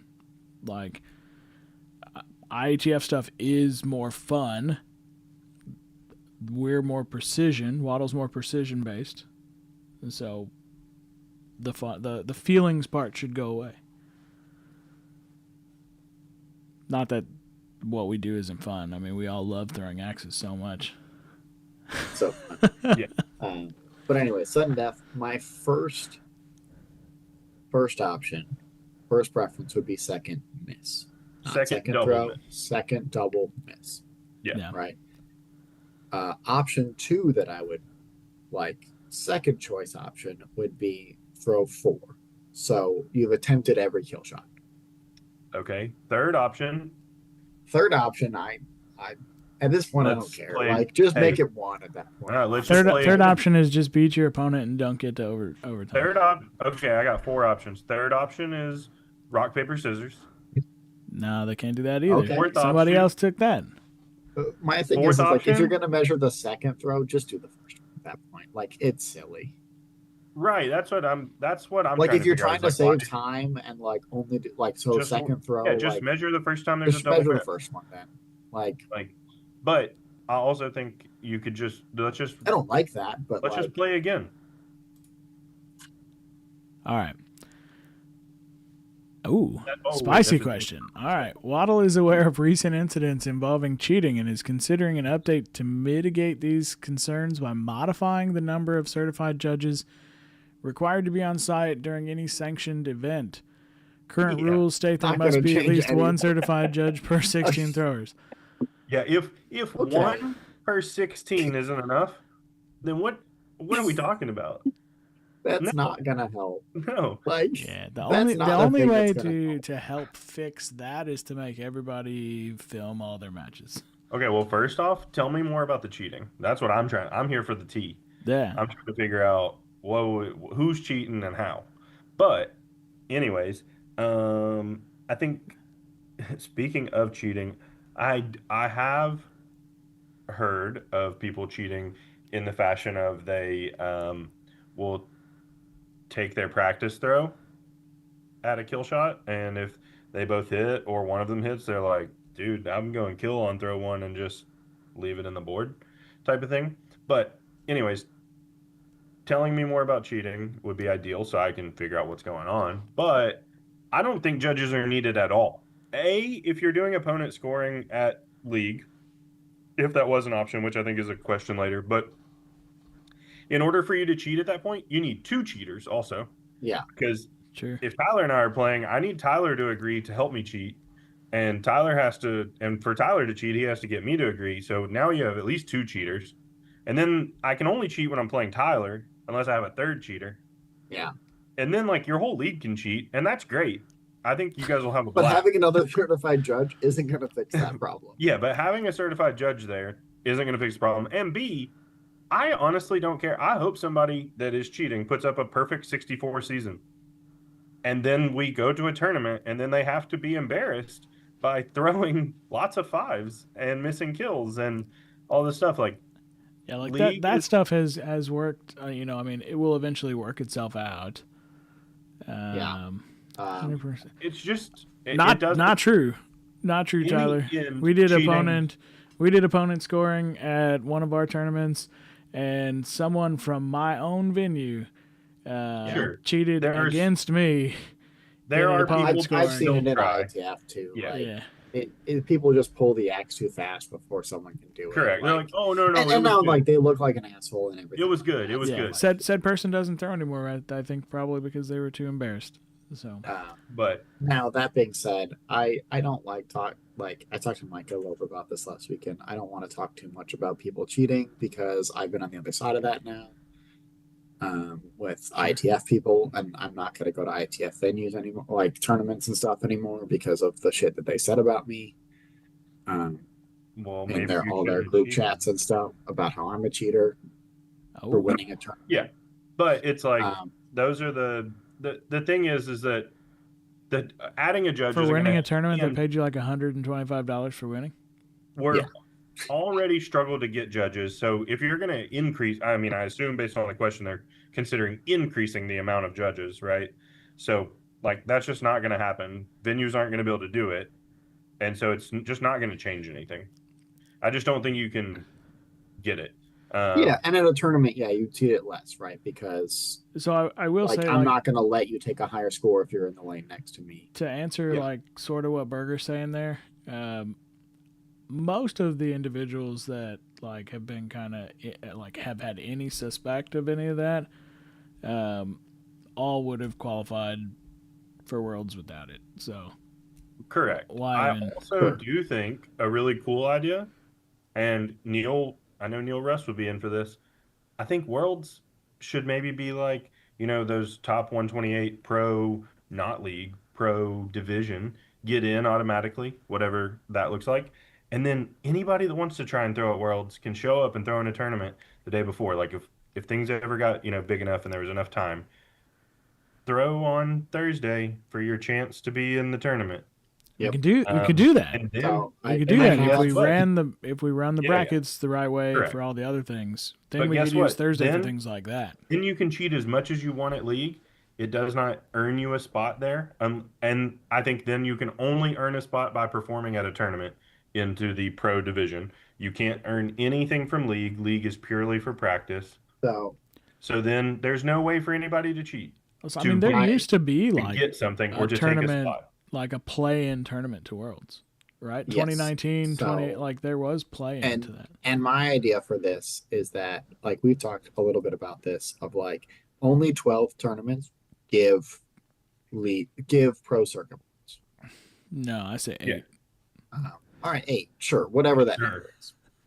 Now Um, you could have sanctioned local tournaments, and this is where week 8 could come in as well, that give some sort of points. Whereas if you can get so many points, then you qualify for that other round into Worlds. that tournament, sure. Yeah. Um, That's on like that we'll play. talk about week Thursday, 8 in a minute, Friday, but like, week 8 that's stupid. Anyways, No, we got logistics wait. and tournaments figured. Wait, I very gotta hear good. what Adam said. He saw some cheating at AmChamps. So Whoa! there were judges at AmChamps. So I'm trying to figure out how somebody was cheating. That's I wild. missed this. Where are we at? I can't have my normal screen up where I can see the comments very well. Ryan said the logistics will be pretty tough. If we had time for that, we would have time to just do seeding throws before the tournament. Oh, we definitely have time for seeding throws before the tournament. Yeah. That yeah, would if be Waddle knew how to run tournaments, we'd have an extra Oh. 6 hours. even with them not knowing how. Like you could do seeding throws before. I don't know that that's. I mean, I think that's fine to do, but also you kind of like use the whole year to help you earn that spot over your seating, I think. So I don't know. I don't know if I agree 100% that it should just be based on one 50 throw set of throws. Okay. Yeah. Let's put a bookmark by Yeah. Adam's comment for discussion later, just because I think that could take a lot of time, and we're only on Yeah. page 3 of 6. And Jeff Culp said not everyone's going to make tournaments, but a good idea. I agree that not everyone's going to make tournaments, but if their plan is to make it 2 Worlds, that is a tournament. And unfortunately, it's just, I mean, there's always going to be reasons why somebody can't make it, money, time, Yeah, like etc. and like there's just there's no perfect way to do it for one. Yeah. But ultimately, like when we're talking about like seeding and stuff like that, someone who only throws in like you have a 63 average, but you only ever throw in league. I would rather go against someone with a 56 average that's placed in 3 tournaments. Or I'd rather Rather go not. against You those would, six, yeah. If you've only ever thrown in league, but you have like perfect scores, I would rather face you than someone who's been to a tournament. Like they're just going to be better in a tournament setting, and that's borne out. Like that's borne out all the time. It's like it's rare that like league only throwers make it very far. There are some exceptions, but Now, they're few and far between. okay, Oh, now, Adam- because Adam commented on it, there were very clear cut like things said about like if someone pulled their axe before, you get a 0. Your opponent's scoring it. If they pull the axe before you score it, that's Then, easy. yeah. 0. Yeah, I mean, it's definitely not a perfect system. No, yeah, it's not perfect, but there 100%. are definite And- ways. And it sucks because it's kind of like, I mean, disc golf does this where like they call each other on foot faults and things like that, right? And it sucks to be the person that has to be like, hey, you foot faulted on that, or you like a time violation, etc. But unfortunately, you kind of have to do it to keep the integrity. So it's like if you didn't call or if somebody didn't call that person out for pulling their axe early, then And then like you have to have be the to. asshole, and that's where it kind of breaks And it down. sucks to When it's be the fun a little asshole, bit. but at the same Yeah, time, it's like those are the rules, and I would like for them to be enforced correctly if I'm going Otherwise, to what's the point, participate. right? yeah. Yeah, Okay, that's the same so thing I'm as just gonna whatever. click there because we have to have an answer. So, what is your opinion on changing league and tournament scoring to opponent scoring? I don't Well, mind it. I just talked about it. I, I think it would be really hard because of some of the reasons that people just talked about. Sure. Yeah. I don't know that it. I I think that at some tournaments it could make a lot of things go easier. It does make some things easier to cheat for sure. There's an amount of trust that you have to have with each thrower that you're in the lane with Yeah. and things like that. But They would it, really have to codify it really well, which I don't trust them to do. yeah, I'm just not sure that they would be able to do it um, um, effectively and make it Yeah, like work. that's the I, problem. Is I love you it. know, I love it in theory, but in correct. practicality, I'd have to like before I'm going to say yes to that, I have to see the rule as written. Yeah, and Right. the problem is there's a lot more on the line for a lot of people. Whereas when we were doing it at like PLS last year, it We were wasn't going. That was or, Two for practice, right? two or years two ago. years ago. Sorry, Yeah. 2 years It ago. feels like 1 year ago, but it's It 2 was years. essentially that. I mean, a originally it was all people that we invited, so it was mostly people that Sure. we trusted. Trusted. Is one. Um, Um, so it two big things. One, it was mostly practice, and then two, there wasn't a lot to be gained, right? Right. Because correct. of the There way was we nothing. structured our prize pool. The thing on the line was money, yes, but there was no like, oh, I missed out on CP or this person that was worse than me got a bid or this like there was nothing We, like that. but what Yeah, was great was we still had a shitload of people that showed up. So correct. yeah, So yeah, I think that's Yeah. yeah. I think like if I'm doing opponent scoring, like I'm not touching my axe until, and I don't want my opponent to touch my axe till we both call the score, which should very easily be able to be done as you're walking up to the boards, and the person at the button pushing is got that stuff in. And so, I yeah. mean, if you're going up that fast that nobody can see it, like that's just wrong. So, I mean, it would take there'd be a learning curve for people to, get used to it, but I think it could be done. But there is a lot of trust that goes into it. Yeah. People would also have to learn some etiquette for people Yeah, that haven't ever done ITF. It's very different because people that have, oh, this is close. Would you like to come take a look at it? Right. yeah, Yeah. Instead, a lot of people not knowing that that would be the etiquette have the mindset of, this is good. I'm just going to pull it out. Like Yeah. whatever. Or it's really easy to be like, oh, this is really close. I'm just going to pull it out and be like, hey, oh, sorry. Did you want to look at that one? Which sometimes even happens now, right? Like, I don't know necessarily against some people that I thought it was good. Like the judge looked at it for a really long time. I maybe would want to take a look at it and they'll get up there and just pull it out really quick. And, that's all fine and dandy. But agreed, people are too timid to make their opponent feel bad for doing that. And I Right. definitely, I That's know right. The rule would have to be literally that you cannot call your own score. You only call your opponents. And then correct. if they disagree with what you called their acts, but then that's a whole mindset of like, you have to get in the mindset of like walking up to your opponents instead of yours. Correct. And I think that almost would add more time. And it makes the button pusher really confused, right? Because Yes. Tyler and I are Cause playing, and yeah, I'm walking over to Tyler's, and I'm like 6, and they're like, "Did you get a 6 or did Tyler get a 6?" And so yeah, I could see how it, especially with how small our bullseyes are yeah. versus an ITF, it's like, yeah, ITF, it's pretty easy to, especially I in can, Premiere, like yeah, I can from see the from other back lane, it's here, pretty close. It's like I can usually see from pretty back here, obvious. you're completely inside the bullseye. Yeah. Like Tyler could throw one in his garage right now, and I could probably see it. Not, we don't even need to zoom. yeah. Yeah. Let's look outside. All right, Uh, so but no yeah. opinion preference on opponent scoring because this doesn't matter right now. So we're going to the next one, which you can't see, which is really odd that like this is just a solo question right before the end of the page. But how many marathon leagues should venues be allowed to run per season per discipline? This is a silly question to have on there too, because like if you're a venue who wants to run more, then you just put more. And if Yeah, like I didn't understand. I said as many as they want, but obviously Sure. you don't want people throwing two people marathons just back to back to back to help them until they do well. So like I think you have to keep a minimum amount of throwers, and maybe that would need to go a little higher in order to have multiple or like something. But more unique, or limit the number of marathons a thrower can do, not the number of marathons a venue can host.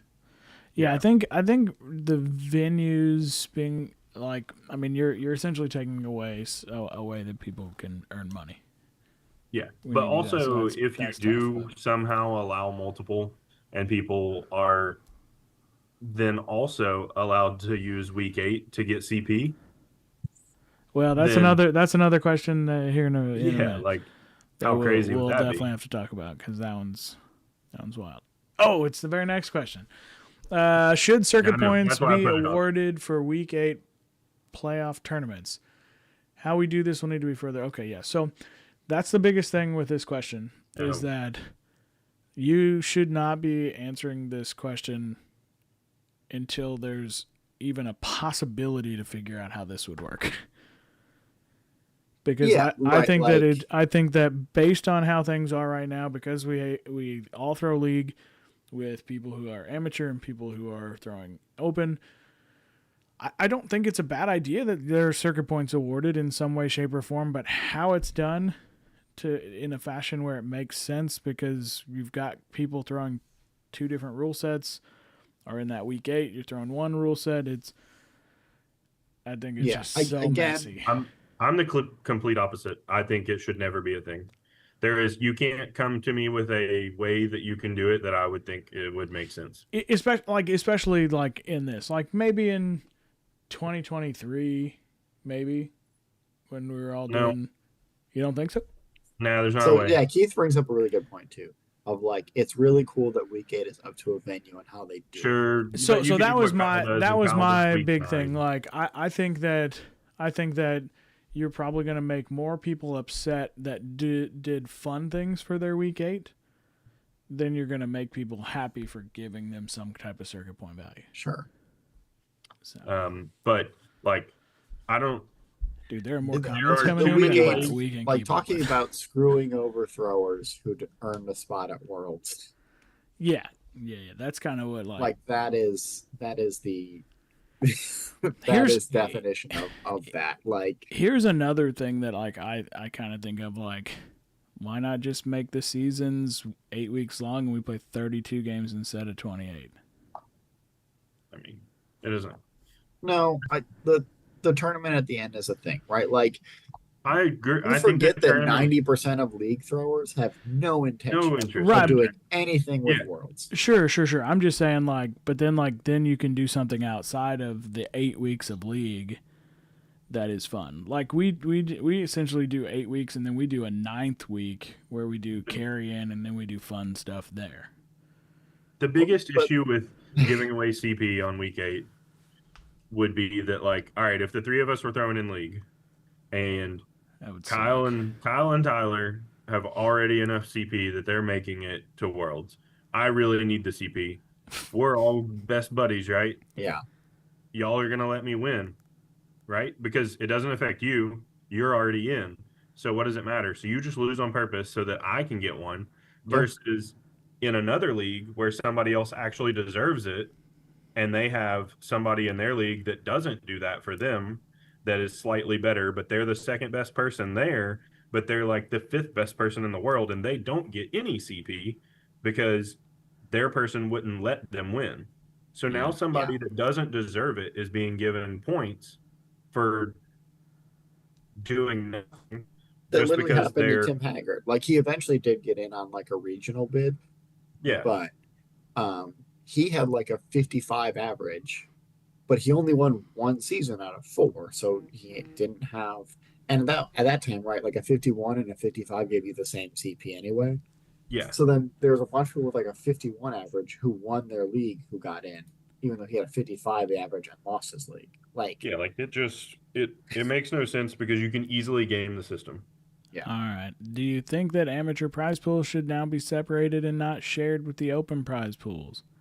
My thought is that there shouldn't be one. Are they I shared think now? that yes.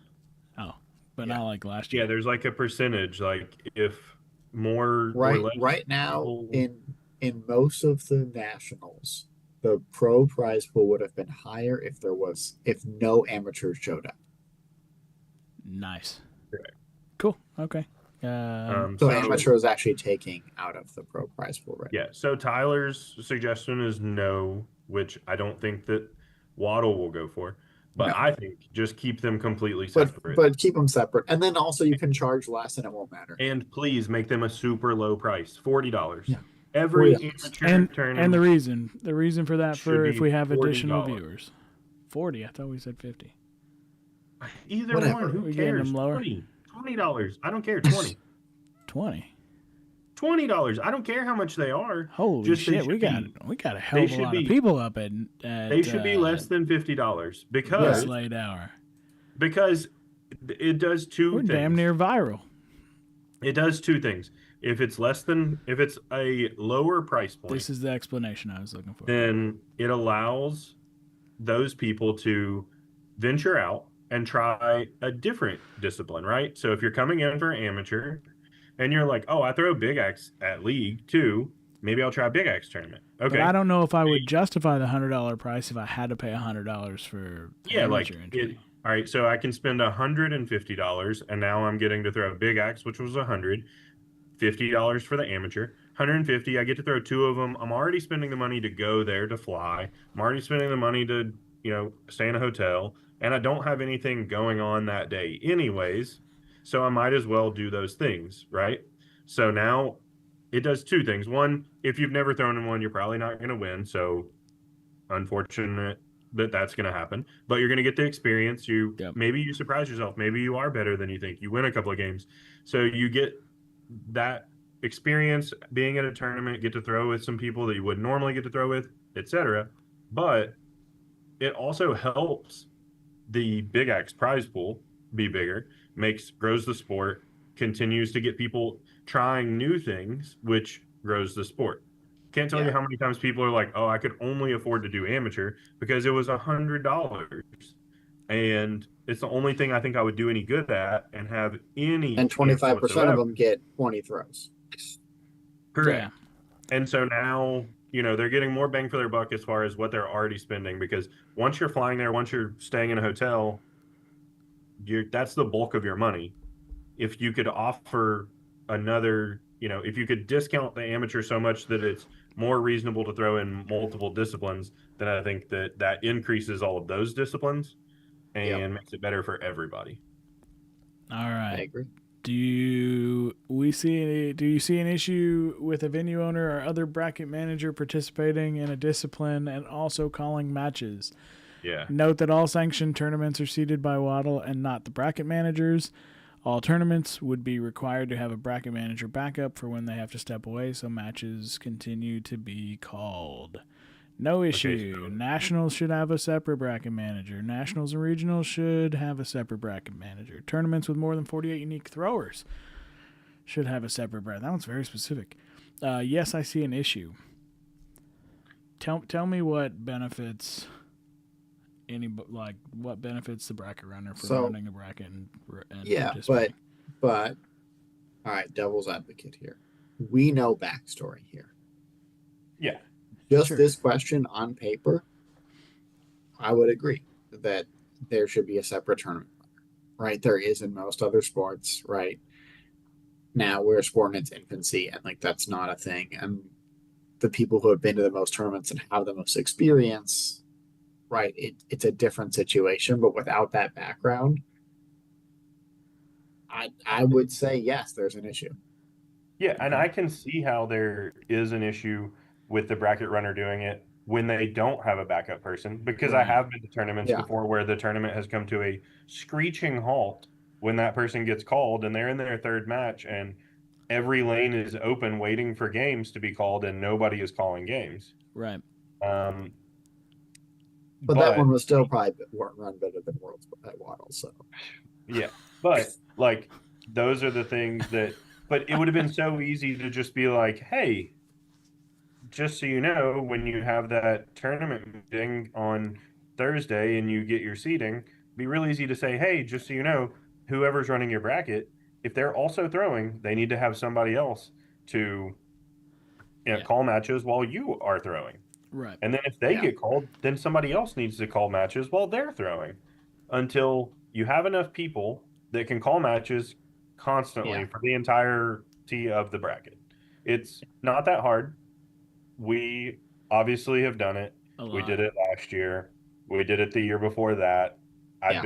Tyler and I had both done it. Yeah, so full disclosure, if years anyone's before that. not wonder, like if they don't know here, like this is in here because the three of us were not allowed to run tournaments in 2025. WATL imposed a rule saying that we were not allowed to help run brackets. Yeah, they didn't say pro pros. They just said nobody. They said everybody that throws in the tournament is not allowed to run the bracket. But then when they didn't have signups, we were asked to run tournaments. Yeah, but also there were people we don't want to get into that. But yes, it was specifically us because they said only at nationals, and I was the only thrower who ran a national in 24. Yeah. And Allison did bring up a good point. Bracket maps definitely do help, but they're not perfect. There's so many things that you can't just do by having a map of what should happen next, because there's times when you break the rules. Yeah, not everything is black and white when it comes to deciding what game. When you break the order is probably the better way. Don't break the rules. When you break the order. When you break the rules of the bracket map itself, when you go off path of the map, it can happen and it can save time and it can make a lot of sense once you've been to tournaments and you know it. But either way, I don't see how you can gain an advantage. Yeah, I don't think there's any. There's no way to get advantages. I mean, I guess that's the thing. It's I've been very, very public about with you, with other people. I made videos about how the order I call brackets. Yeah. So if I'm deviating from that. Right. I could see where someone could take an advantage of I really like throwing on this lane, so I'm only going to call myself to this lane. Yeah, but we've had that happen in tournaments where people will request that and it just shut it down. And we can't no, because you go for that same reason. Yeah. I just think unless there's a lane that has really big bullseyes compared to the other lane and it's only one target and you pick to call yourself there and start on that side, or so here's my opinion. Yeah, but that's more the person that drew the board than the bracket. Well, yeah, here's but I'm just my saying opinion on what this actually really hurt this year. I think that it hurt. I think that it hurt a few things. I think that by not having us able to run tournaments, I think that there are venues out there that didn't get a chance to, they may have wanted to run a tournament but didn't really feel confident in doing it 100% themselves, where they could have had us do it. And the way we do our tournaments, the venue gets essentially paid for their space. They're not having to do all of the work that a lot of tournaments will do, because we do the majority. They just have to do some smaller things. But they don't get a percentage in this typical way.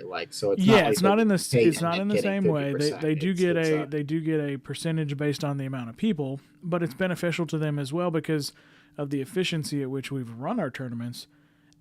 Every tournament has been essentially capable of opening their venue at 4 on Friday evenings and Saturdays, and still potentially getting a full Friday or Saturday prime time when people are coming in their venue chance to open up. So they're getting the percentage pay that they would normally get, plus they're getting the ability to stay open if they choose to. And so I think that hurts some venues. Good example. We did tribal on 6 lanes. We had way more people than Ironside did. We Tribal opened their venue at 3 p.m. on Saturday. Yeah, and we're there till midnight. We didn't leave Ironside until 10. And I will say, like, Ironside did a great job this year.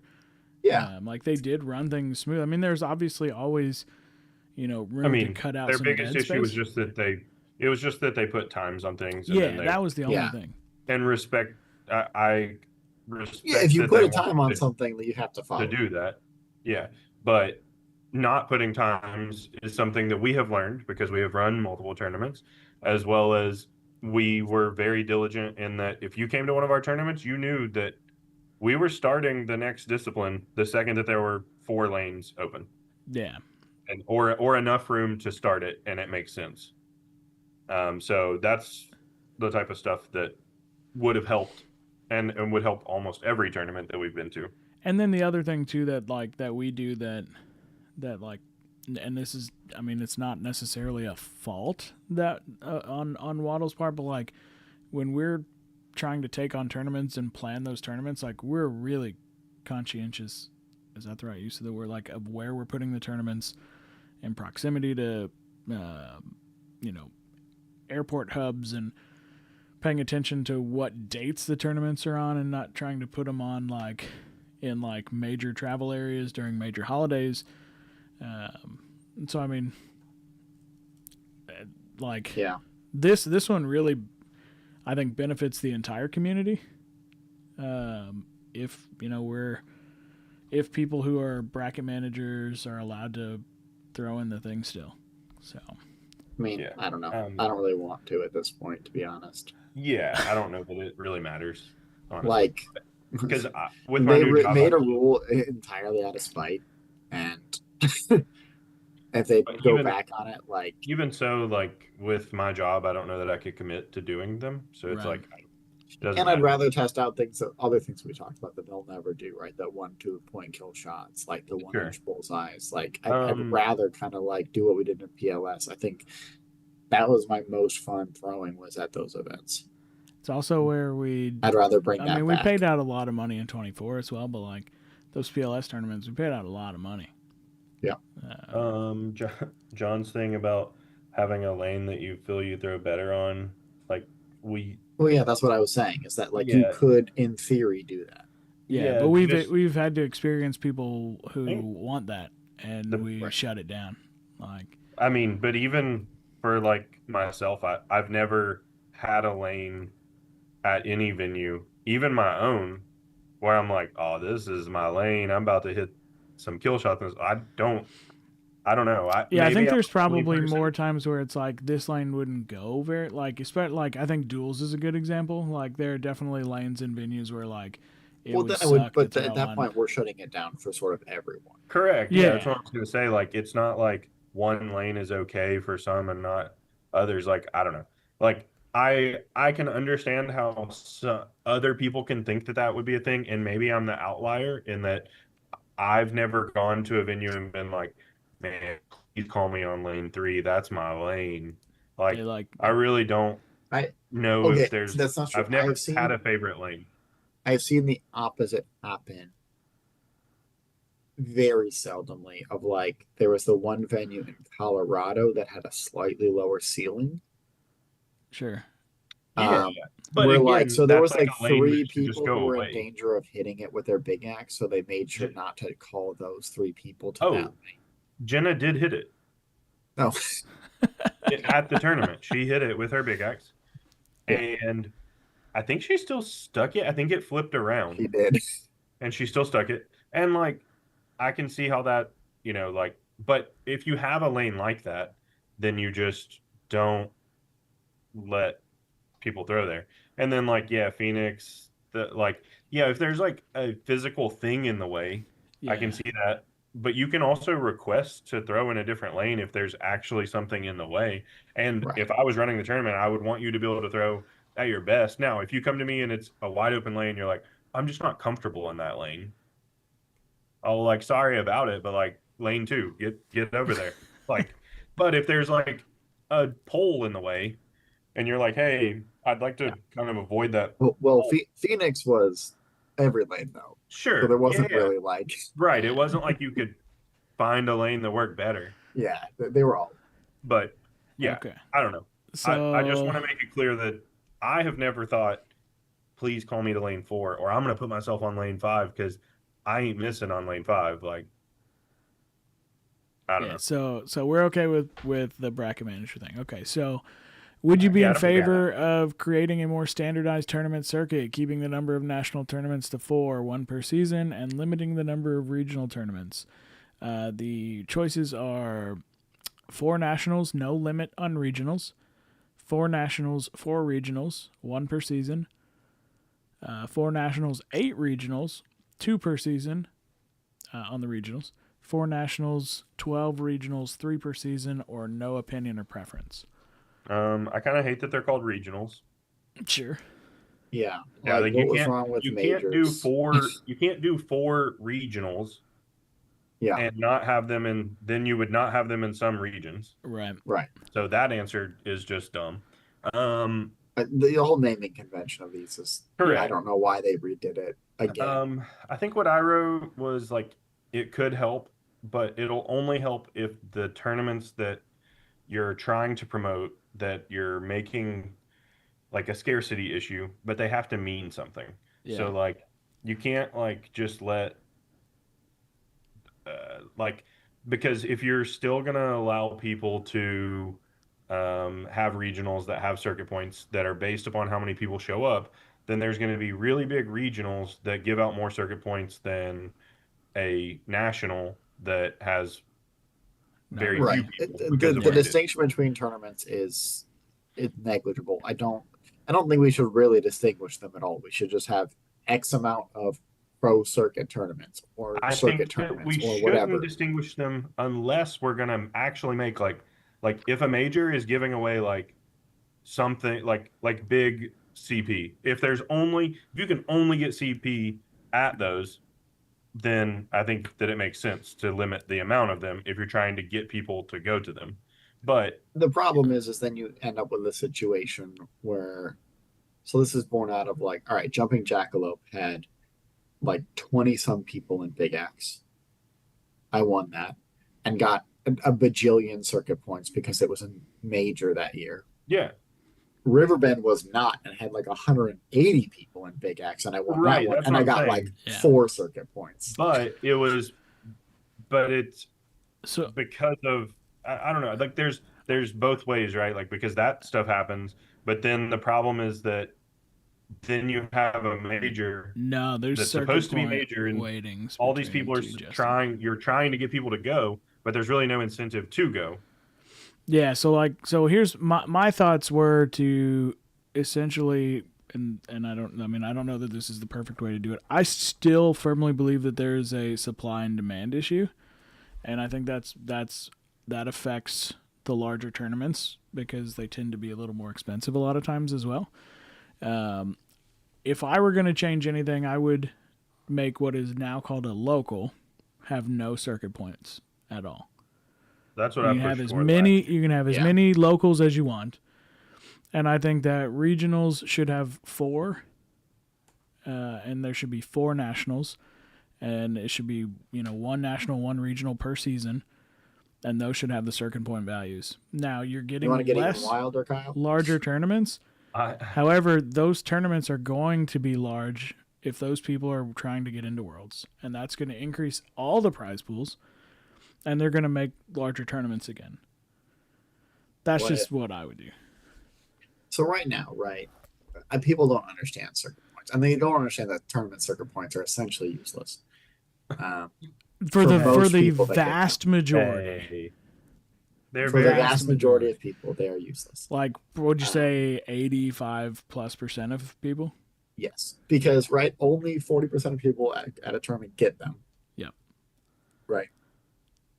And then of those 40%, 35% of them are gonna get to Worlds whether or not they got those circuit points. correct from league. Right. Or From pro league, league bid, from other or tournaments, for whatever. So those circuit points are just literally wasted.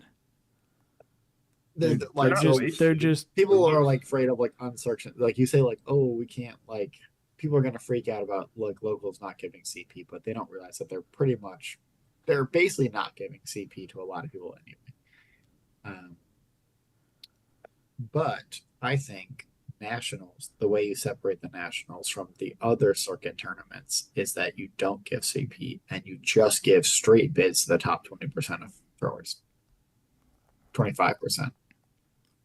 At the tournament, top 25% get a bid. Yep. Guaranteed bid to worlds no matter what. Like, I don't know. I mean, I think it's fine. It gets back into that like trickle thing and what happened.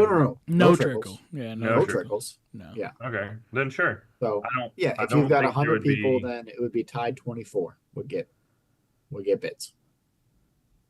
I think if you did something like that just for the nationals, and then did something else maybe for regionals, maybe there is whatever. But yeah, I think that could work. Yeah. Yeah, and so then I also think that's easier to like people could understand. Is that an option like, on there? Can we? track Is it. that one of the options you can No. select? no. Oh man, There is a feedback box though. I don't know how many regions there are. So Well, I don't think regions Well, are they're a thing not using anymore. them as they're supposed to be. Well, I know, They're not. but So they're based just- like again, regional shouldn't be this because they're Yeah, not going to but- be. I don't know how to answer the question because I don't know how many there are. So like I do think that if they're going to divide things into regions, then they do kind of have to try to have them in each region. That's where I think like maybe you just limit the time of like, hey, regionals happen in this month. I think you have to be there can't careful be too with regionals the within region X amount of miles from each other or whatever. the region Yeah. stuff too, because like as much as we do enjoy, like maybe SoCal is probably not a great example because I think SoCal is a great tournament and everybody should go, but a lot of West Coast tournaments that we've been to and that we've run are lower attended. Yeah. So it is harder, and we go to all like. I mean, Tyler, I know you go to a shitload of tournaments too. Like, Lucas and I for sure have done well over 100 tournaments, all across everywhere. So, I think we can say that like, we've been to the West Coast and it is very low attendance.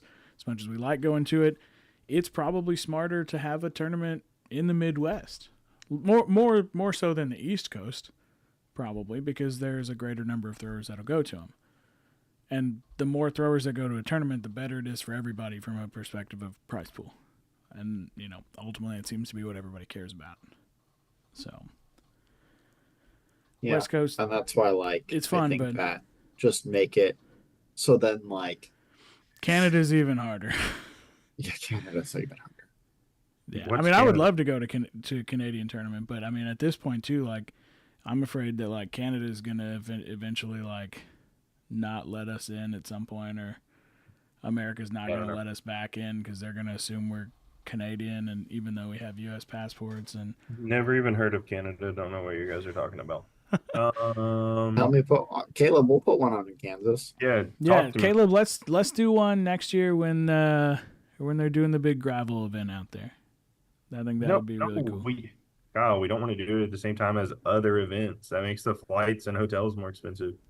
Yeah, there ain't much in Kansas. It can't get that much more expensive. All right, so Right, moving on. I think that we could talk about that circuit forever. And I do don't you think that the tournament committee should look at standard? Okay, so this is worded slightly wrong. I'm going to change one word. Do you think that the tournament committee should look at standardizing the schedule of disciplines for nationals and regionals? That way, a thrower, essentially knows what discipline is going to be on what day at every tournament they go to. So that sounds good in theory. It sounds good in theory. But let's say that for your tournament, you only have 12 teams for knife duels and you have 248 people sign up for hatchet. Now you've got to try and fit all of that in different spots, or vice versa, because hatchet, you're most likely going to have the whole day anyways. Big axe is 90 people. You were originally going to do it on the same day as both duels. Well, obviously you would want to, move things around or change the start time or etc. So it's hard to standardize it without having times. Now I know you're playing devil's advocate, but at the number No, of, I'm not playing devil's advocate. I legitimately don't think this should be a thing. but at the number of events we ran, I don't know that we changed the schedule. We did twice. Hardly. We changed things, but I don't think it was because of numbers. I think we just changed things. But I do think that it could. Like I know that things can happen for sure. But that's also right. We are running it, so like we know the schedule. We know how things run. Like I guess look that's at true. Ironside, right? I guess that's true. If I think the schedule is the same at every single national, and I only went to Ironside, and they waited to complete one bracket before starting the next one, I'm going to assume that every tournament's going to do that, and I'm going to miss the first. So I guess if assuming that we were running them is probably a bad thing for me to do in my head. Right. Yeah, because like if we were, yes, I do think that number of lanes is a big thing. Yeah, like we could probably come up with a schedule that works for us to do every time, but I don't, and I think we could pretty much guess how many people are going to show up based upon where the tournament is being held. But I just think it's going to be very different, especially like you might be able to fit big axe, knife duels, and hatchet duels all in one day at some venues, but you definitely couldn't at others. Right, like in some venues, you might be able to keep it to 2 days. Right. Yeah. So and it would suck to have to use a third day when you don't have to. Yeah, I don't think you would need or could ever actually just have a standardized thing. It definitely makes sense if you knew there were always going to be on more paper. It makes sense. People. Yeah. But right, so we're just gonna say no opinion, no preference. Okay. I would say no. Let venues decide. But yeah, let the venue decide when they're gonna have things. Okay, no. Well, I mean, I'm not going to submit this, so. Yeah, submit it. This is a group project. I've been putting the same answers. I've literally put no opinion or preference for most of these things. WATL has done a lot of things that sound really good on paper until you kind of like think through the ramifications of them. Correct. And some of I that think that's kind of an example of one of those. Yeah, and things. Some of that's like experience things, right? Like there's a lot of things that sound really good and I agree with until you've been at a venue and you think through it and you're like, yeah, I just don't see it. You don't see how that's not going to work. And I can explain it to you why it's not going to work. But like, I can tell you right now, Kyle thought that was a good idea. Yeah. Until we just because I'm thinking that we're like in my head, I'm going, we're running these tournaments. If we're running these tournaments, we can do all the things that's also you're also thinking like perfect case scenario. Very selfish of me to think that way, but and not saying we're perfect, just saying like perfect case scenario. Yes, you could easily have a standardized thing, but not everything's perfect. It's the same thing at my job. They're like, oh, it'll only take 5 minutes to do this thing, and I'm like, yeah, you're assuming that wire is in the exact spot and is the right wire and is X, Y, and Z. Like all these things are correct. And I'm like, do you know how many, and that the ladder is already there and that you have the connector and you have your tools and all these things. And I'm like, that takes 25 minutes because you got to go get a ladder. You got to then get your tools. Then you got to realize like, oh, that wire is not even here. I got to find it in the ceiling. Oh, now I got to pull it down here. Now I got to do all these things. So yeah, it takes much longer and things aren't always perfect. So you can't just apply that to everything. Yeah. Yeah, that was my brain thinking one directionally. So, should all previous WAKTC winners automatically receive an invite to next year's WAKTC for their championship discipline, and the previous year's winner automatically receive the first seed in their respective discipline? So I don't think you guys should answer this because you guys have both won. But you guys answered the right way. So No, I think that's fair. As someone who's not won the World Championships, 1,000% for the rest of their lives, they should automatically receive a bid to WAKTC. I think the same thing for whatever U.S. Open occurs, but absolutely not receive the first seed in their discipline unless they've earned that seed based on whatever the qualifying seeding statistics are for that year. So, yeah. Agreed. But you guys both agree with that too. But I'm not allowed to answer. If I was allowed to answer. You guys agree with that, so yeah, you guys can answer. That's the only reason I said that. If I was allowed to answer, I do also like what they did for the Open. Like The previous person can get the previous free entry. winner can get a free entry. Oh yeah. I think And I that think it should be instead of the one I think seed, that yeah. it should be that Yeah. as well, for sure. Yeah, No so question. instead of one seed, now you're saving, $300 basically because you won last year. Okay, cool. And then honestly, I think if you actually want people to show up, like if they're still participating and like let's say they have to throw a minimum of like 2 leagues that year and they get the invite. Say you won 3 years ago. As long as you're still throwing, I don't think it's crazy that they would get like a discount to try to get them to come because I think it's cool that people would show up still. Yeah, I think it's one of those things Yeah. too where like at some point like it's kind of like a legacy thing essentially, like, if this is still, I mean, obviously I want this to still be going on 20 years down the road, but like hopefully 20 years down the road, like, some of the people's like, Sebastian's the first name that's up there, so like hopefully like, your kid's throwing 20 years from now and like fully gray-haired Lucas Johnson is, there. Oh, that's going to be in like a couple of years. But also with the way they separate the brackets, the seeding, it can really mess up seeding. It can absolutely screw it up. Because what you do is when you give someone the 1 seed, that means you put the actual 1 and 2 seed in the same bracket. Yeah, and we Correct. talked to Because they become the 2 and the 3, which are in the same bracket, which we talked to would matter we talked less about if like it was one Garrett big. for 2024. Like, Correct. like that one was just, that's just the way it ended up being. And like, but Garrett throwing 2024 rules, even though he was still a good thrower, was not the same Garrett as 2023 rules Garrett, or even probably 2025 rules Garrett. I mean, just makes sense. So, Yeah. Agreed. Additional feedback. What awards after party? Oh, Yeah, I didn't care about any of that. I put additional? database decisions and then about 80 laughy emojis. What would you classify? Okay, how long have you been throwing? So Those now are Allison good knows which questions. one's mine. The rest of the questions are all questions about yourself, so we can't really help we you with those. I did put and this is way off topic, but I put 12 throws for WKTL. 12 throws for WKTL. I mean, Yeah, for the 12, for 12 or any other input. 12 or 6. I mean, why not? Uh, I don't care about less throws, but as long as it's an increment of the things that we've got in our sheets. So, well, sense. they do actually. They did talk about trying to make it an increment of things that you have. You just would have to buy 2 more.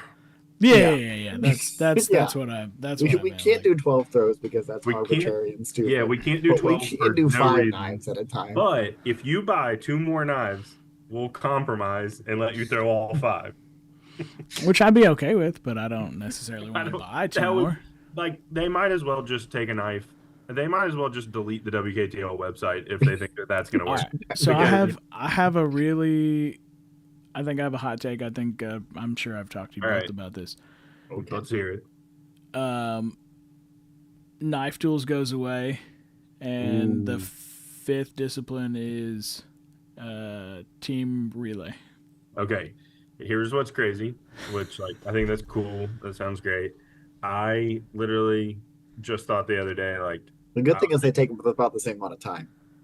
yeah.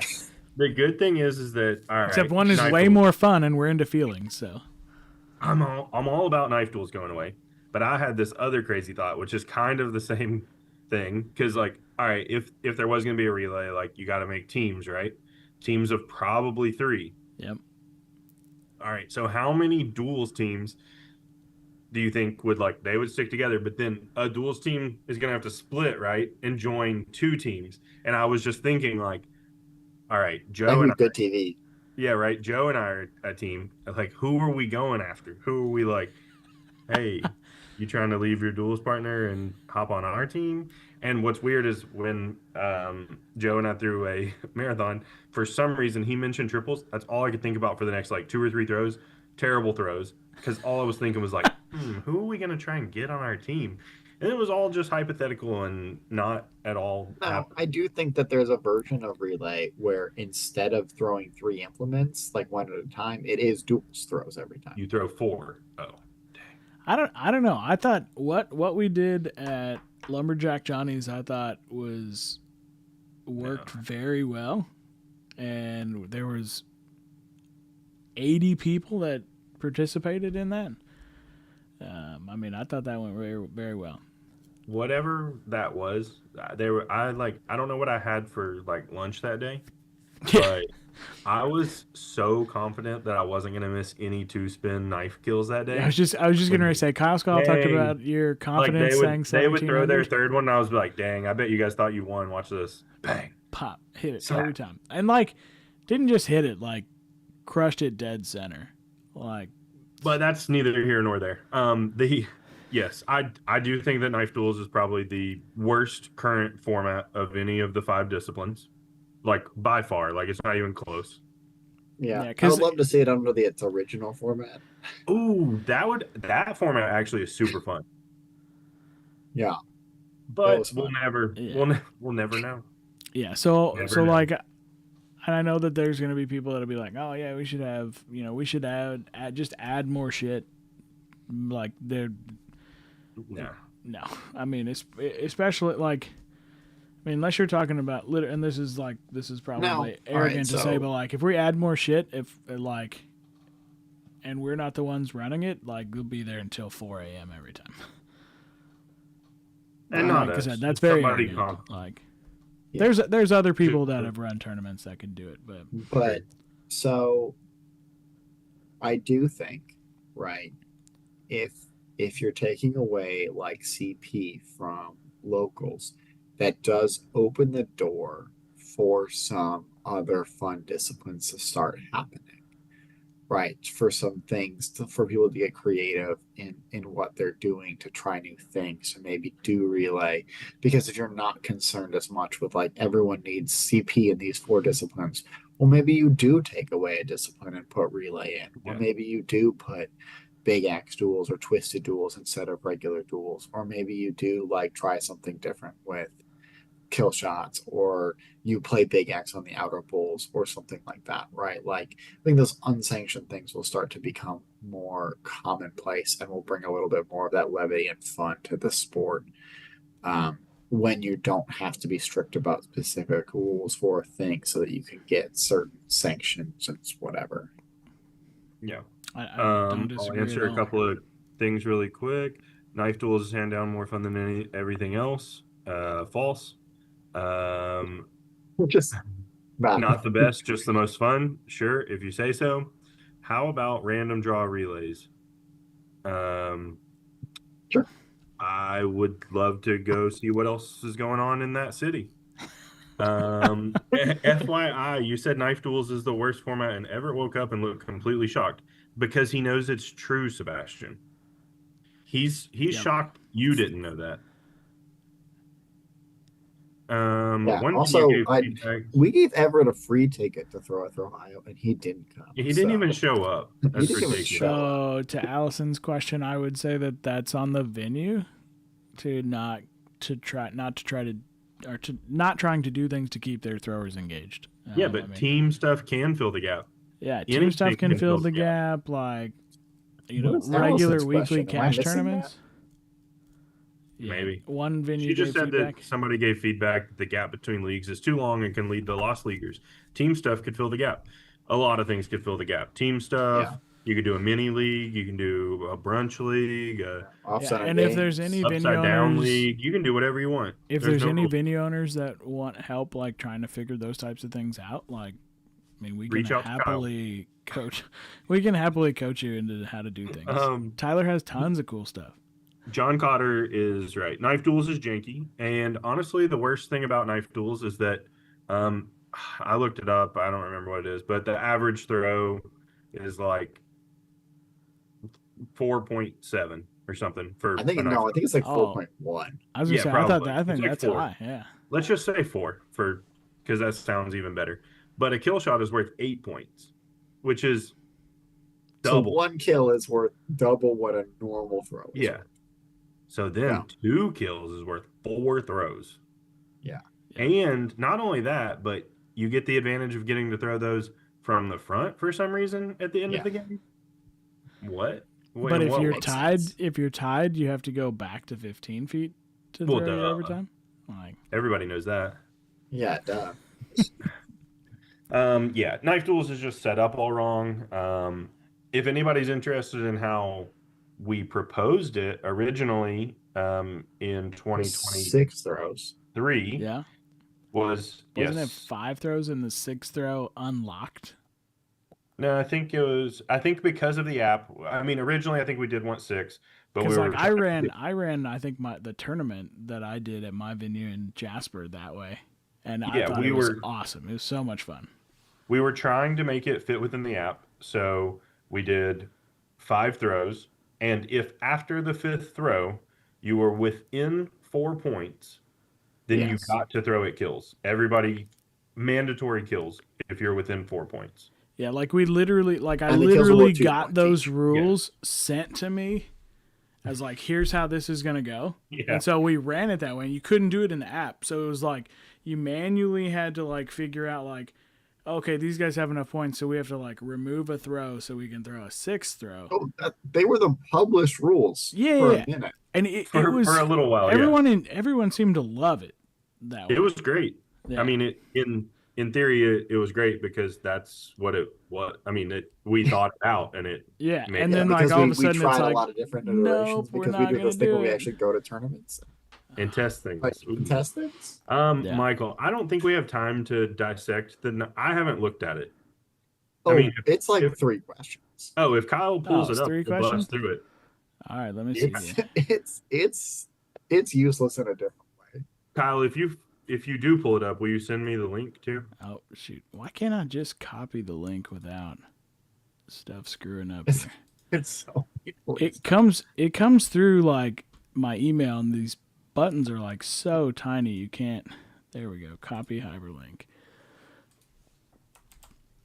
Yeah. Let me see it. Let me see. Hey, maybe we'll run the original format. This back to one of our vote. tournaments. This is not a vote or guarantee for change. Okay, cool. But basically, if enough people vote, we'll change it. I don't know that But that's they true. won't. I was just put there. How satisfied are you with the current Hey. knife gameplay? I said send me the link so I can see them. Oh, He's on got the it way. up All right on the here. way. It's fine. Where's that? In the thing. Mike Arena, it's laughable. Oh yeah, okay. you can't even. I can't even scroll. All right, let's see. How satisfied are you with the 2025 standard knife gameplay? I mean, I think it's fine. I think it's challenging, more challenging than Hatchet, obviously. Very few people have had even the chance to throw a perfect game. Yeah. I mean, perfect front halves are honestly still fairly Pretty rare. rare. So I don't know. I think it's pretty good. This is a dumb question. How satisfied with you are with the knife duels? 1, not a fan. Is there a 0? All right, so we're on the next. We're on the next page already. I would prefer standard knife and knife duels matches start at 10. But I would think that you would realistically to like really get. Wouldn't you want to split those up into 2 What? questions? Like, because I'm sure that. I mean, Yes, you would, Kyle. you But could. let's not talk about the You format. could, but Google. I know that Google Forms charge per question, so you want to try and squeeze them in as much as Okay, that's possible. good. Target design. WKTL has discussed adding multiple bullseyes or kill shots, similar to World Axe Throwing League. This change would introduce new strategic elements. I think that you would. Hold on. Which would you prefer? Using a multiple bullseye target design if stacking knives is still incorporated? I'd love to hear how they're going to do that. Using a multiple bullseye target design where stacking knives is optional, I also want to hear about that. And keeping the target design as is with 1 bullseye. Yes, please. Yes. Well, I because mean, I I can don't tell you think how you that they do the could do it. multiple target design is you have to buy more knives and throw more knives. Yeah. Yeah, but even then, So now it's 12 Uh, throws and stacking we have would to be- throw 6 not knives 12. at a time. They said never 12. So that's 12 throws. yeah, and you never throw 12 6 knives is at a never time. an option. Honestly, I'm pretty sure that WKTL counts like this: 1, 2, 3, 4, 5, 6, 7, 8, 9, 10, 11, 13, 14, 15, 16. 12 doesn't exist. Okay, so keeping it designed as it is, one bullseye. Yeah. Would you be in favor of using lower kill shots? Sure, why not? I don't care. Only if there are sure? multiple bullseyes? What does that Why mean? would that matter? Why would that change things? Why would that be a thing? Okay, sure. Yeah, actually, I'm going to answer that just because I think it's funny. All right, Introducing here's where you get sanctioned good. divisions for standard knife could help new. Jesus Christ. Okay, I Ooh. mean, I'm not opposed if they did just a 10-foot thing, but I I stopped mean, looking at the comments. Hold you'd on, I still gotta have to catch get up. rid of knife tools to add 15-foot. That's because you're tall, Kyle. I only want to cover. I'm good with it because because I'm short. Throwing shade, your team's wins well deserved. Honestly, they don't need to make any changes. No, I struggle enough with one. Leave the target alone. Yeah, leave the target. All right, Justin's idea of 15, 10, 15, 10 on one bullseye. I don't know. I honestly hate the I like idea 10, of doing 15, it. 10, 15. But I General don't demogra- even like that. Dang, that's really short. I just don't understand why you don't just Went to throw demographics all the on page 10s 3. and then all the 15s. I don't really see the. you know what? Fuck it. Get rid of 10. I just don't. I mean, No. there might be a logical reason to do it. I just don't know what it is. To do Why what? would you throw 10, 15, 10, 15? Let's assume that they let you do 12 and you were doing equal amount of throws. Jeez, What is the we were worried reason? about foot faults causing more time. Because start you're alternating forcing then. yourself to switch more often. To Oh, well Yeah. then why not 10, 15, 10, 15, 10, 15, 10, 15, 10? Like it doesn't. I mean, at what point is it a Yeah. hindrance? I don't know. I It just don't doesn't. have a lot of strong feelings, honestly. So I'm fine with Yeah, that. I mean, I heard Like, I'm fine either way. that's what other people were I don't saying. want it to end. Sorry. I don't want it to end on 10. Yeah, I don't want it to end on 10, just like I don't want knife tools to end on 10. right. Yeah. All disciplines should be 7 throws with the same rules. Knives with 3 throws twice. What and one justifies final badass knife throw? Why- Extra tools can work Wait. itself. Justin, how does throwing for 3 at 10 and then 3 at 15 and then 3 at 10 and 3 at 15 make it harder? Because you're switching. You're switching more. Well, Yeah, but you. switching doesn't make it harder. You either know how to throw from 10 or you know how to throw from 15. When I don't think it switch, makes doesn't it change harder anything. because you're throwing at the same center bullseye. Like it's not like it's so heavy that you're not throwing two different things. Now, in ITF, when you go from hatchet to big axe for overtime, yes, that's harder because you're making an immediate switch from two different things. But you're throwing the same knife from that same distance. I fail to think that if I but threw Lucas, a you're green, good. We're not. no, everybody. If anybody that can throw and can consistently stick it through from both distances, both backwards, mixed it up, roll the dice, whatever, you would have the same results as throwing 5 and 5 Probably. for the most part. I don't think that it would make it any more challenging. But to Cotter's point, so John, I love that idea. We actually ran a tournament like this where every discipline was 7 throws. You went for the 5 bullseyes, and then you 2 went kill shots. 2 mandatory kills, and they were worth 1 and 2 points, and it was great. How about multiple bulls? But you have to call which bull you're going for before the start of the round. Okay, I call the middle. Yeah, every time. I'm never going for the other one. Dibs on middle. 12 should be the standard. I don't think that it makes it any harder. Throwing 2 sets of 3 and 2 sets of 2 isn't any faster than 4 sets of 3. Correct. Sure. Yeah, I mean, I think Negligibly faster. Yeah, I mean, if any. All right. So WATL survey seems Mike- like they put a lot of time and effort into it. Mike, you're doing the same amount of. Oh yeah, we're done.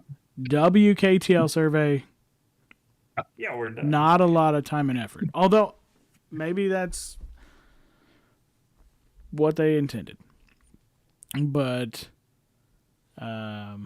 I would like To be clear, like if I would nothing like to changed in thank knife, I wouldn't be the. upset. I do want 12 throws, but that's never happening. So like whatever. I want to agree with you guys now. If everybody thinks that it would make it to where other people would suck more, then I agree. Yes, we should do two from the front, three from the back, three from the front, two from the back. However you guys want to mix it up, switch as many times as possible.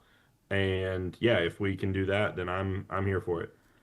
So I do think that Like, I glad you really guys covered appreciate this. the WATL Rules Committee for putting the survey together. I think that they did take a lot of time and effort To be in fair, doing the it. WKTL committee Yeah, I was did about give to say, suggestions. don't you dare say thank you to the Waddle one and then thank the WKTL one, because we did provide some input. It just didn't get there. Unfortunately, not, Okay, that's all right. but we did try. So thank you to the WKTL Council for You're welcome. Yeah, the he effort. just put out a survey, asked for our feedback. We gave it, and then he said, "Okay, how's this look?" And then put out the exact same survey with no changes. There were a Okay. couple of changes, like added a couple of Sure. options, but most of the things that we all wanted to ask was Didn't not make it. able to be asked. Okay. And Although he did take So- out the 5 knife thing too. that's true. He did remove 5 knives. The original option was switch to 5 knives and throw 5 in the bullseye. Oh, I guess Leo Bernardo wants that. So there is one person that wants that. Yeah, it just sucks that Yeah. you have to buy additional to do that. I'm all for it if they are willing to give everybody 2 free knives. Yeah. Like I think that's a hard ask to change that and then make people buy more stuff. Well, I think the hardest part, right, is that the barrier to entry becomes extremely high because how many people are borrowing knives in their first season? Yeah. Oh, Oh, it sure. would definitely. That's why I said like they should just delete the website, because they would be out of participants very quickly. just Because to it would be- delete the Because website. like I will let people use my extra sets of knives, Same. but Yeah, I'm not gonna buy 2 knives for those extra sets. Yeah, I can't give you my knives because I have to use my extra knives now. Yeah. Well, and I only have 3 of them. Yeah, like I don't know what to tell you. Yeah, and I don't just no. It would be so hard. They're like, "Hey, you can only use our knives. Hey, also, you got to buy 2 more of them." Also, Oops. yeah, I was like, if you think that the first comment is not going to be about a money grab, Oh, You're it would have delusional. 1,000% been about the money grab. And even though like that, the difference in that, Leo, is that they didn't really make 15-foot axes for people to buy. yeah, Yeah. didn't They force you to buy have the them. knives that they have the They have the only knives monopoly, that you yeah. can use for that. So that I think nobody's is extra hard. knives are getting touched. Yes, they are. I'm ordering a set of knives right now just for that and sending them directly to Tommy. Yeah, Tommy, you want these Thunderbolts? Yeah, can you make these? Yeah, and actually, anyone wants some Thunderbolts? I'll take them if you're giving them away. Oh, yeah. Oh, How no. much? How How much? much? I don't know. You got a set of. Sure. I'll trade someone for a set of. I will Tommy tell you Lobos. this. I Tommy never Lobo. one time cut myself on my Tommy knives. I've cut myself like 5 times with those new knives. I must have got the sharpest set of Thunderbolts on the planet. I think I will But say. I will say it's only the sharp parts like down where they shouldn't even be sharp. But I will say they do come sharp out of the box. Sharper. Yeah. Both. So like. All right. I switched back to the so- Lobos. I didn't use the Thunderbolts. I really shouldn't use those. So like also, like I was saying, a thank pro set you of knives to is like $280. Yeah, so it'd be like $400 for It'd be those. like more than that. They're like not that makes them $93 a knife, right? So Quite a another bit. $180. So Almost 500, baby. yeah, they that's were right. $269. Let's go. For the small price of 0.5K, you can own a set of knives. But I thank you don't think I've ever heard to anybody both call it a the 0.5K. WATL I Rules like that. Committee and WKTL Council for helping put together the survey. I'm glad we got a chance to go over it all with you. This is one of our longest episodes since like that very first episode. That was like 3 hours. Or the last one that I was on, I feel. I don't think we've done one this long in a long time. No. But a lot of great talking points. I mean, like, there's so many comments that yeah, we did a lot of comments. Didn't even and still see. Viewers. And we did lose a lot of viewers when we started talking about WKTL. Yeah, as soon as we talk about night, people were like, shut their lost like seven or eight people. Leo said leave rule set as they need to focus on sponsors, TV rights, and prize money for major tournaments. I will argue that stuff's not coming in that soon. Well, A, they're not worried about that stuff. B, though, if I was a sponsor and I looked at this sport and there were any of 200 people that could win, and it was a very I don't know, it's just not fun to, like, there's zero strategy, nothing that you can really do. Like, it's not an exciting enough version of a sport to differentiate between who is the better thrower. I'm not interested in sponsoring that or, anything. Yeah, the biggest thing from a sponsor perspective and like people that I've talked to about sponsorship stuff, like the biggest thing is return on investment. And right now the economy is in such a uncertain spot that companies are even getting tighter with that, and it's tough. This unfortunately, like, sport as a whole, especially from a competitive side as well as a venue side, like, it's not in a great spot. TV rights, no such thing as TV rights necessarily. Like, it's pay to play for us, so it's pay to get the spots. Like, if we want to be on ESPN, like, and we pay ESPN, we'll get on TV. But that's the big thing right now, I think. Yeah, maybe we'll have enough money though if we go to Five Knives to put it on TV. Possible.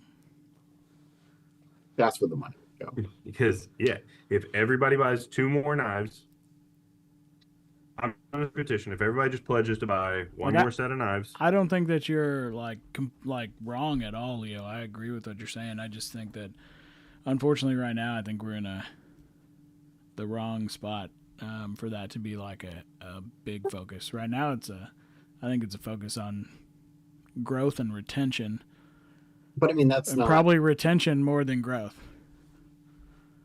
That's not axe throwing specific. Look at the 2024. It's huge in cornhole look right at now ITF too. I mean, in 24 also lost a ton of people. Disc golf lost people in 24. Bowling lost people in 24. Darts lost people in 24. Oh, yeah. Like, I saw a thing for the first time in like 80 years. Bowling lost league members in 24. Cornhole expanded their pro thing by like double, and increased the amount of money they're pumping in, and their pros are like, we can't get sponsors right now. Yeah. And they're on ESPN like every month, quite a bit. Yeah. So it's tough. All right. One quick thing, and then I'm done. Can we just quickly talk about the ITF payouts at their last major? Who asked that question? Oh, me. Lucas Johnson? Yeah. Do we have him? All right, let's see. Can you send me We can link? talk about how I won the biggest IATF Big Axe tournament to date, and I got $150. Can you send me the link to the payouts and I'll put them up here on the screen? No, well, it's in our chat, but I couldn't find the image by going to which one? on browser. The one with Mike and John. Okay.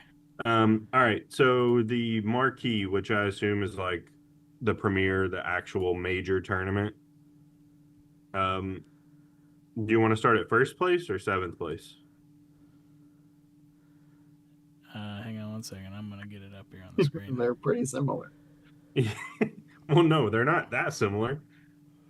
7th place. This is actually all right. So I will say, like most IATF tournaments, only like to pay first and second.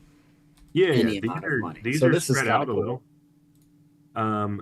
Leo would love to know about dipping his feet on that side. Well, don't think about that too much. You're not gonna get any. Okay, real quick, For Leo. I didn't look. I don't know what it is, but what did you win? I saw that you went to the tournament. the Fire and Ice. I think you got third or fourth in Hatchet, maybe, or no, Knife. You got second, maybe. I don't know. Whatever it is, how much money did you All get? right, they're up on the screen right now for people to see. Okay, but first, let me see what Leo. Well, Leo, tell me what you made first at that tournament. If you don't care to share, which I can't imagine you wouldn't. It is on a little bit of delay, so he might not have heard that. Yeah, he'll get it. He's gonna type it out, but we'll see what he got. All right, second, and he got $300. Do you know roughly how many people? I can look as well. Oh, that's Bro, you more got than more than that's first more than place. first got at this tournament. Yeah.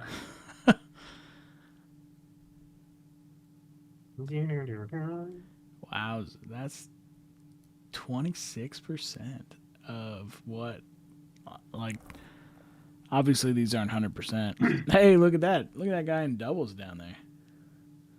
I only got $32. That didn't even pay for gas to get there. Yeah. All right, so there were 20 people in Knives, and he got 300 per second. Oh. That's pretty good, I think. That's pretty good, yeah. I would be excited about that. That's a fair amount, in my opinion. Which they got 120 the one down there in Texas? Third was $120 a player? Dude, that's crushing for duels, honestly. Because third place in this tournament got $22. ITF doubles really paying out at 22. But was it $11.95 for a payout? At least you didn't get fifth in the. Dude, I paid $16 for lunch today. So, in New York, you can. Yeah, you paid $16 for the pizza crust. I just got back from dinner and I got an 8-ounce Coke that was $6. 8-ounce bottled Coke. $6. You could have gotten two of those if you wanted. The answer to that question is 0 people. Oh, covered their entry fees? Or maybe first place covered their entry fees? In the discipline, but not for the weekend. Yeah. I would bet that Christopher Rios got really close because he got $51 in duels or in doubles also. Ooh. So I think it was $260 for everything. So he got $257. He was so close. That's crazy.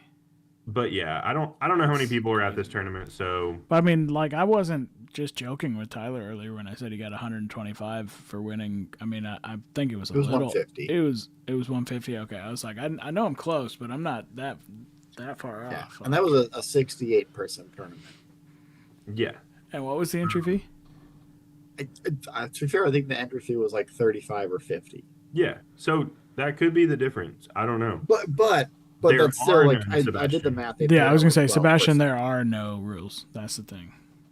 I mean, we've experienced the lack Big X paid out 12% at the lack of like that was at regulating payouts as well. I mean, yeah, there's no regulation as far as I know for IETF. That was one of the driving factors for us to even start running tournaments. Like, we paid out 70 to 75% on our tournaments. Like, that's why we thought, okay, if we could find a way to run tournaments, compensate venues, like, because we've surveyed a lot of people who were venue owners, like, what could you make that would, get close to justifying, like, being able to host a tournament if we were to rent it for a couple days. And then, like, then it became like, okay, let's run them efficiently so that not only can we pay them, they can be open if they want to be and make even more, but, like, take the venue out of it so that we can pay out more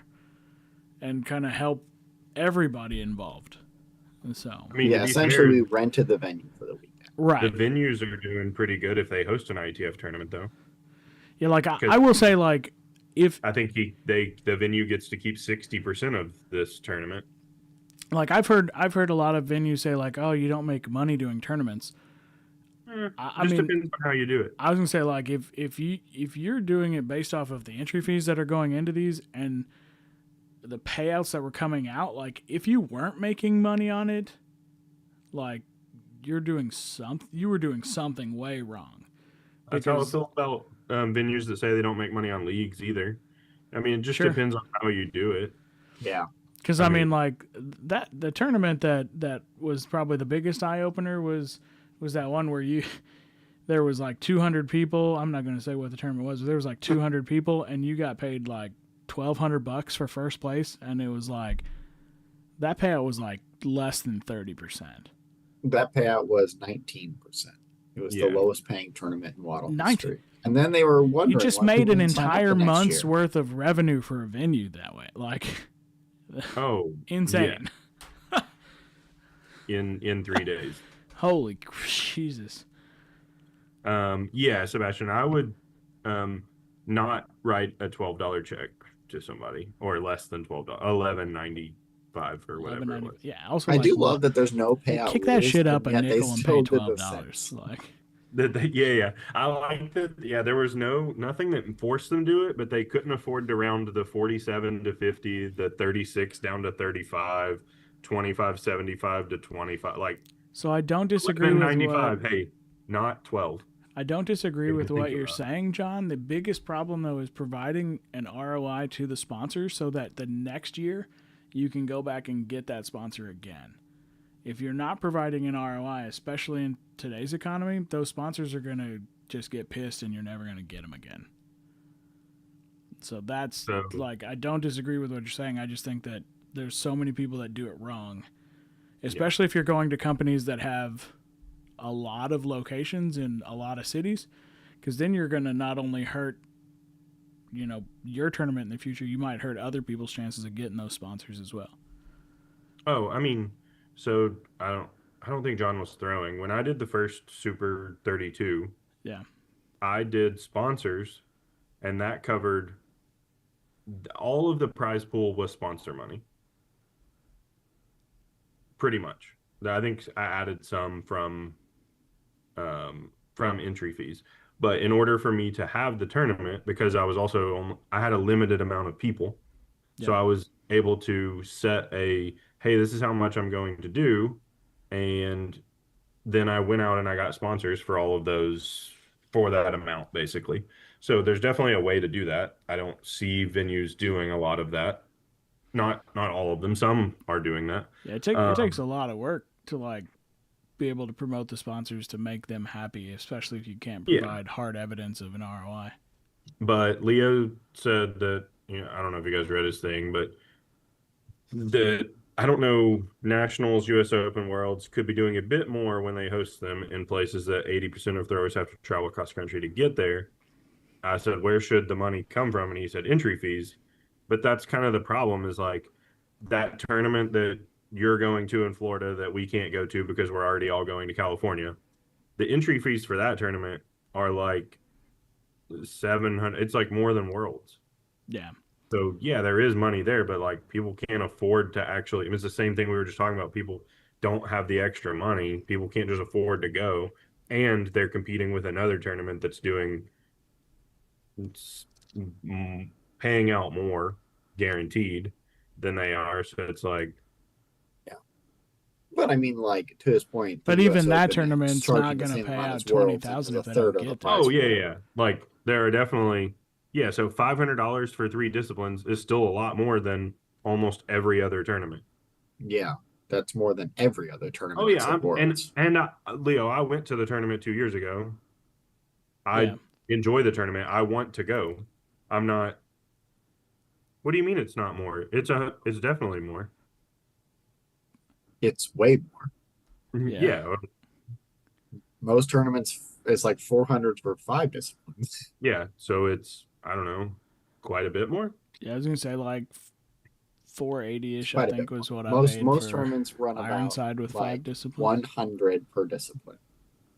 Yeah, So on average. 500 for 3 disciplines is a lot of money Yeah, I think Ironside was like 480 or something like that for. for all 5.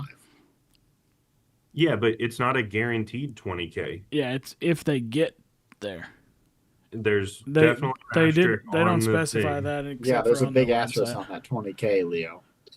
Well, If there you read was their not fine an print. asterisk on the 20K. It Sorry, was there's on not, the but if website. you- It was that If way. you read the fine print, it's only 20K if they sell out, which they Yeah. will not. Now, So it is not two 20K. 2 years ago, he did do a guaranteed prize pool, Yeah, it was like and 10 and 10 I or something did like guaranteed fly there to see that. Um, and it was great. I loved the tournament. I want to go back, that. Yeah, I would but have liked to gone too. I mean, I think I it. I didn't. mean, just that Yeah, area too. like Clearwater's a really again, nice area. I also would go. I am going to the one in October. Well, I'm going to see how this one goes before I commit to October. I have a flight just in case. Yeah, all right. I Because have a again, flight guys, for the one in October. yeah, if you guys want I will to, say the SoCal tournament in the West Coast has been planned for a year. Like it's it has. like Yeah. what that tournament's going to be next year. It's going to be that same third I weekend. am of August. interested to know what the signups look like for that.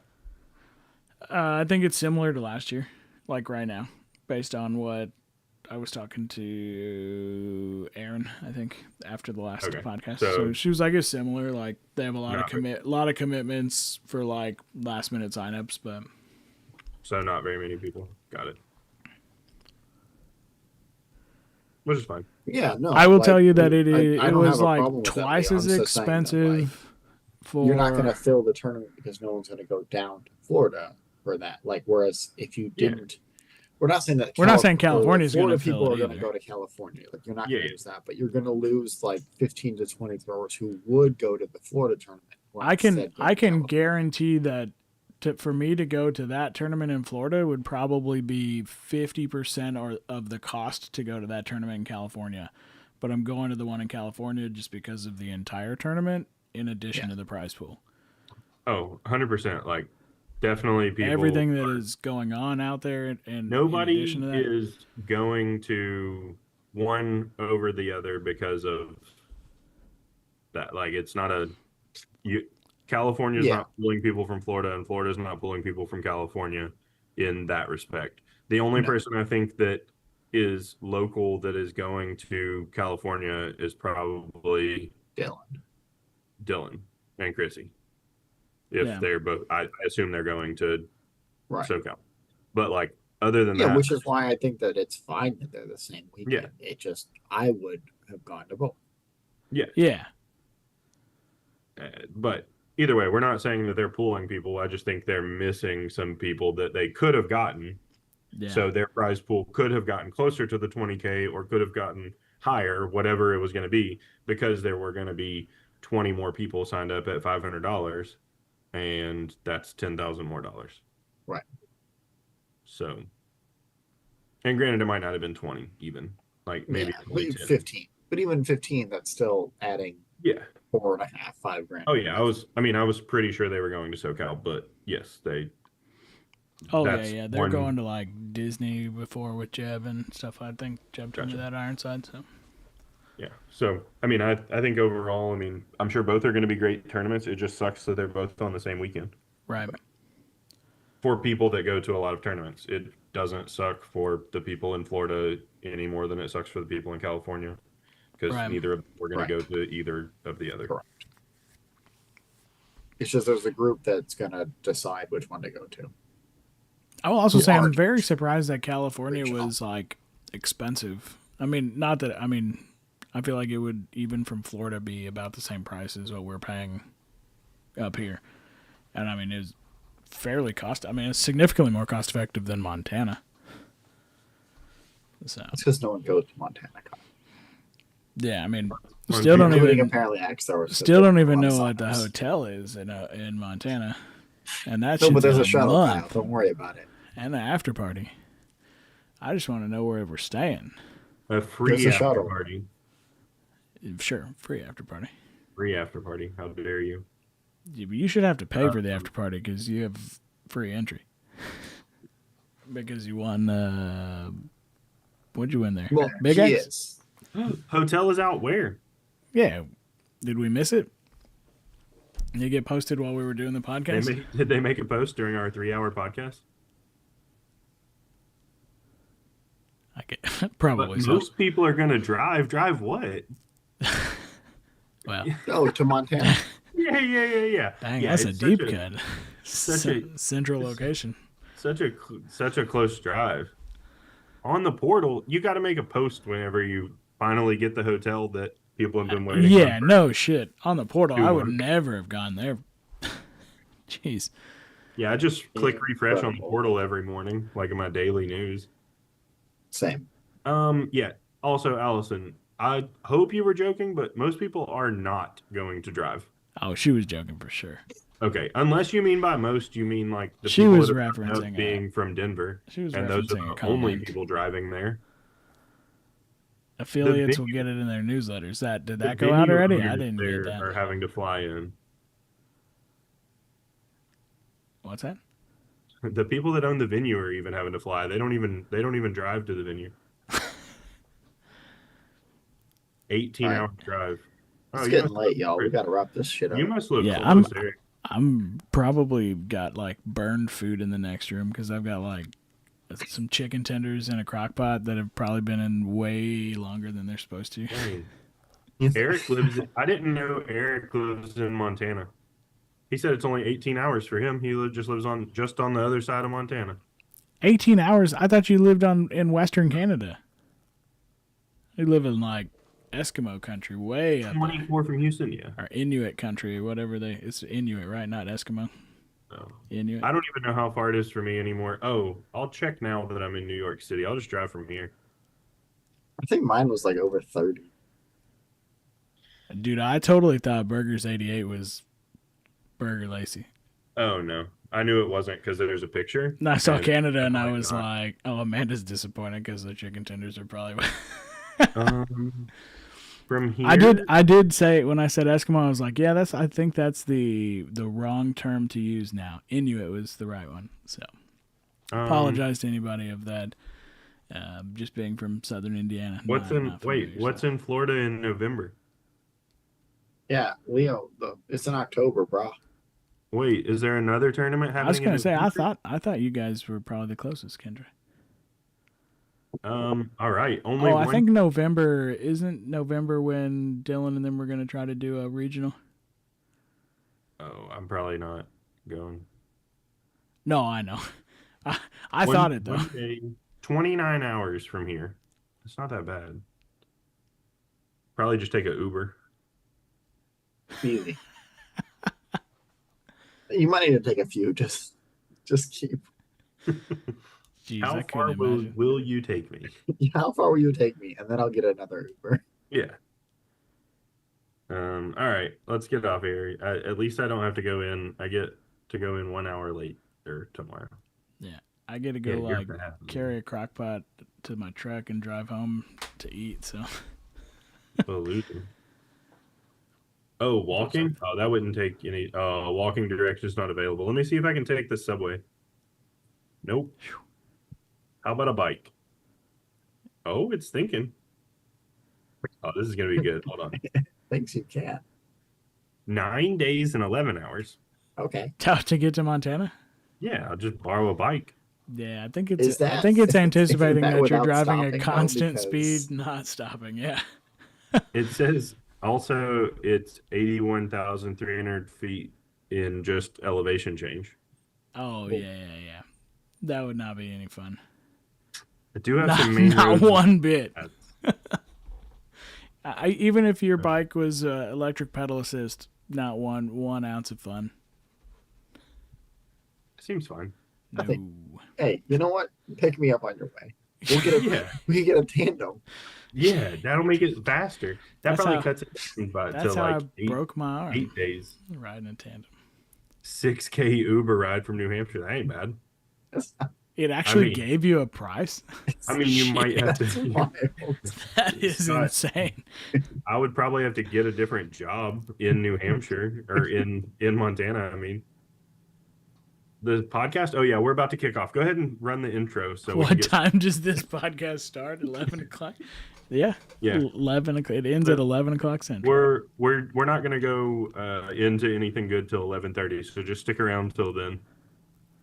He's on Eastern, our time. 11:30. No, it's midnight for him. Oh wait, I'm on Central. It's midnight. Yeah, my computer's on Central still. So I thought he had to wait 30 minutes. But instead, you're 30 minutes late, bud. Sorry. Yeah, you missed all the good stuff. Yeah. Now we're just talking about biking in Montana. Yeah. I'm actually probably just gonna take a plane. I think. Wild. But not to Billings. No, because Billings doesn't have a major airport for Southwest. No. I Bozeman. ain't going there. But all right, I'm just not going. So that's Ooh, you guys okay. heard it here first. Sign up now. I Tyler will Flynn's not say going. you did save money on entry fees by not going. I know. They just 4 more people just signed up. I didn't want to pay $700 to win like 20. So now they have double the amount of signups. If 4 more people signed up, that's good. I don't know. I'd love to know what the signups are for that right now. Yeah, I don't know. I think I'm it's sure, probably about abysmally low. 200.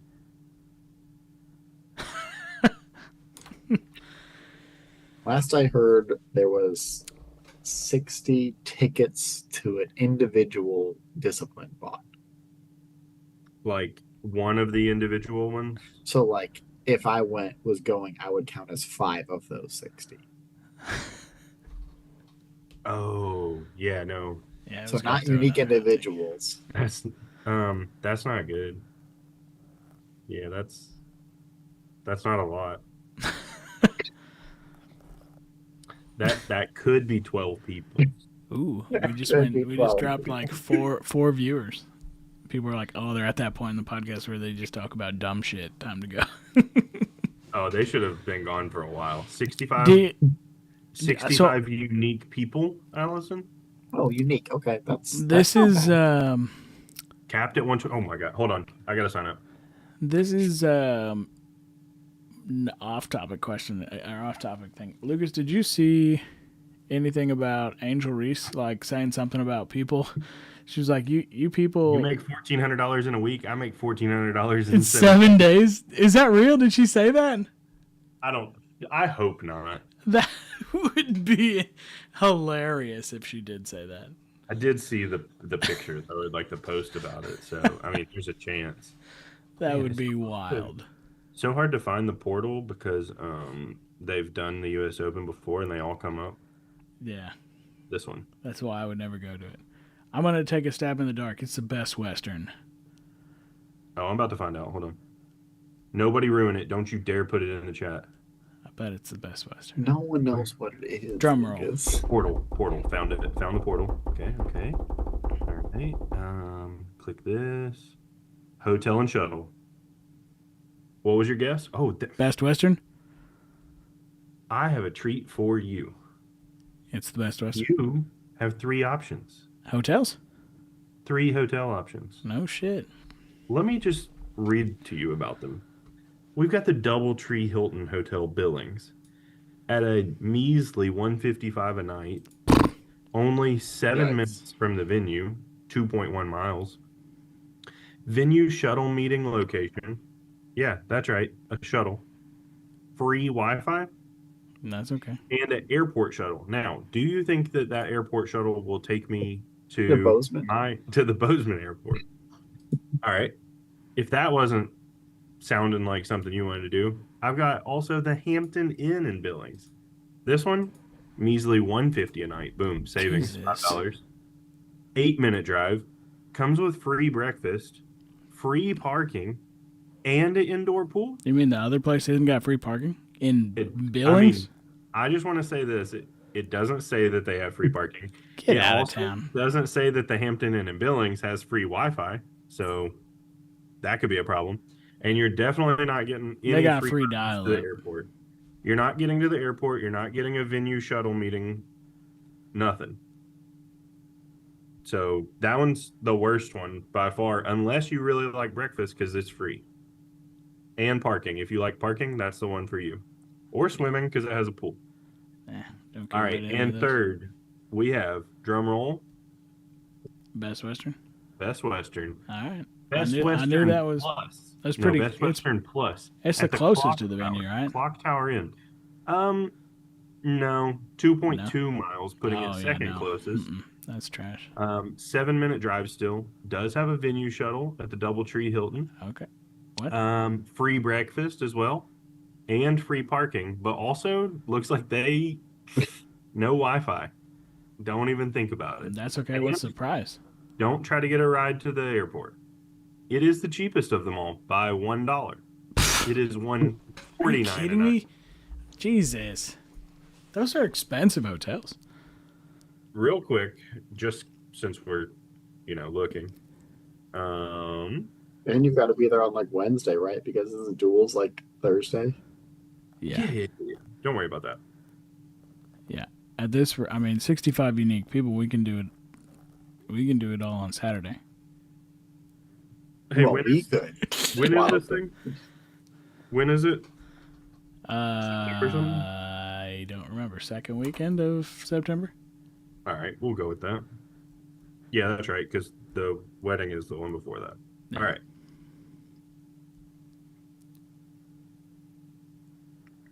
Just let the internet load for a second. All right, so I have to try and pull up some like Coca-Cola or Verizon hotel codes. DoubleTree. All right, so DoubleTree through Priceline, it is $6 cheaper per night to just do it Who through negotiated these rates? My goodness. DoubleTree by Hilton, it's cheaper, and then a Hampton Inn. Well, when you have 10 competitors, you don't really have a lot of negotiating power, to be fair. Hey, they have 60. How dare you? All right. Oh, no, that's not it. I don't even see these other ones, so this must be a good deal. Dang. What I was about hoping the other ones on here. HOTWIRE hotwire.com? Oh, I don't know. I don't mess with those. 150 a night. Yeah, dude. Trivago? Is that a Canadian website? Times 5 nights. That's the one that's got that like silver fox dude that always gets on and talks in his smooth, seductive voice to try to get you to go to Trivago. That's $750 for just the hotel. It's insane. Ooh. That's probably why they did not post it.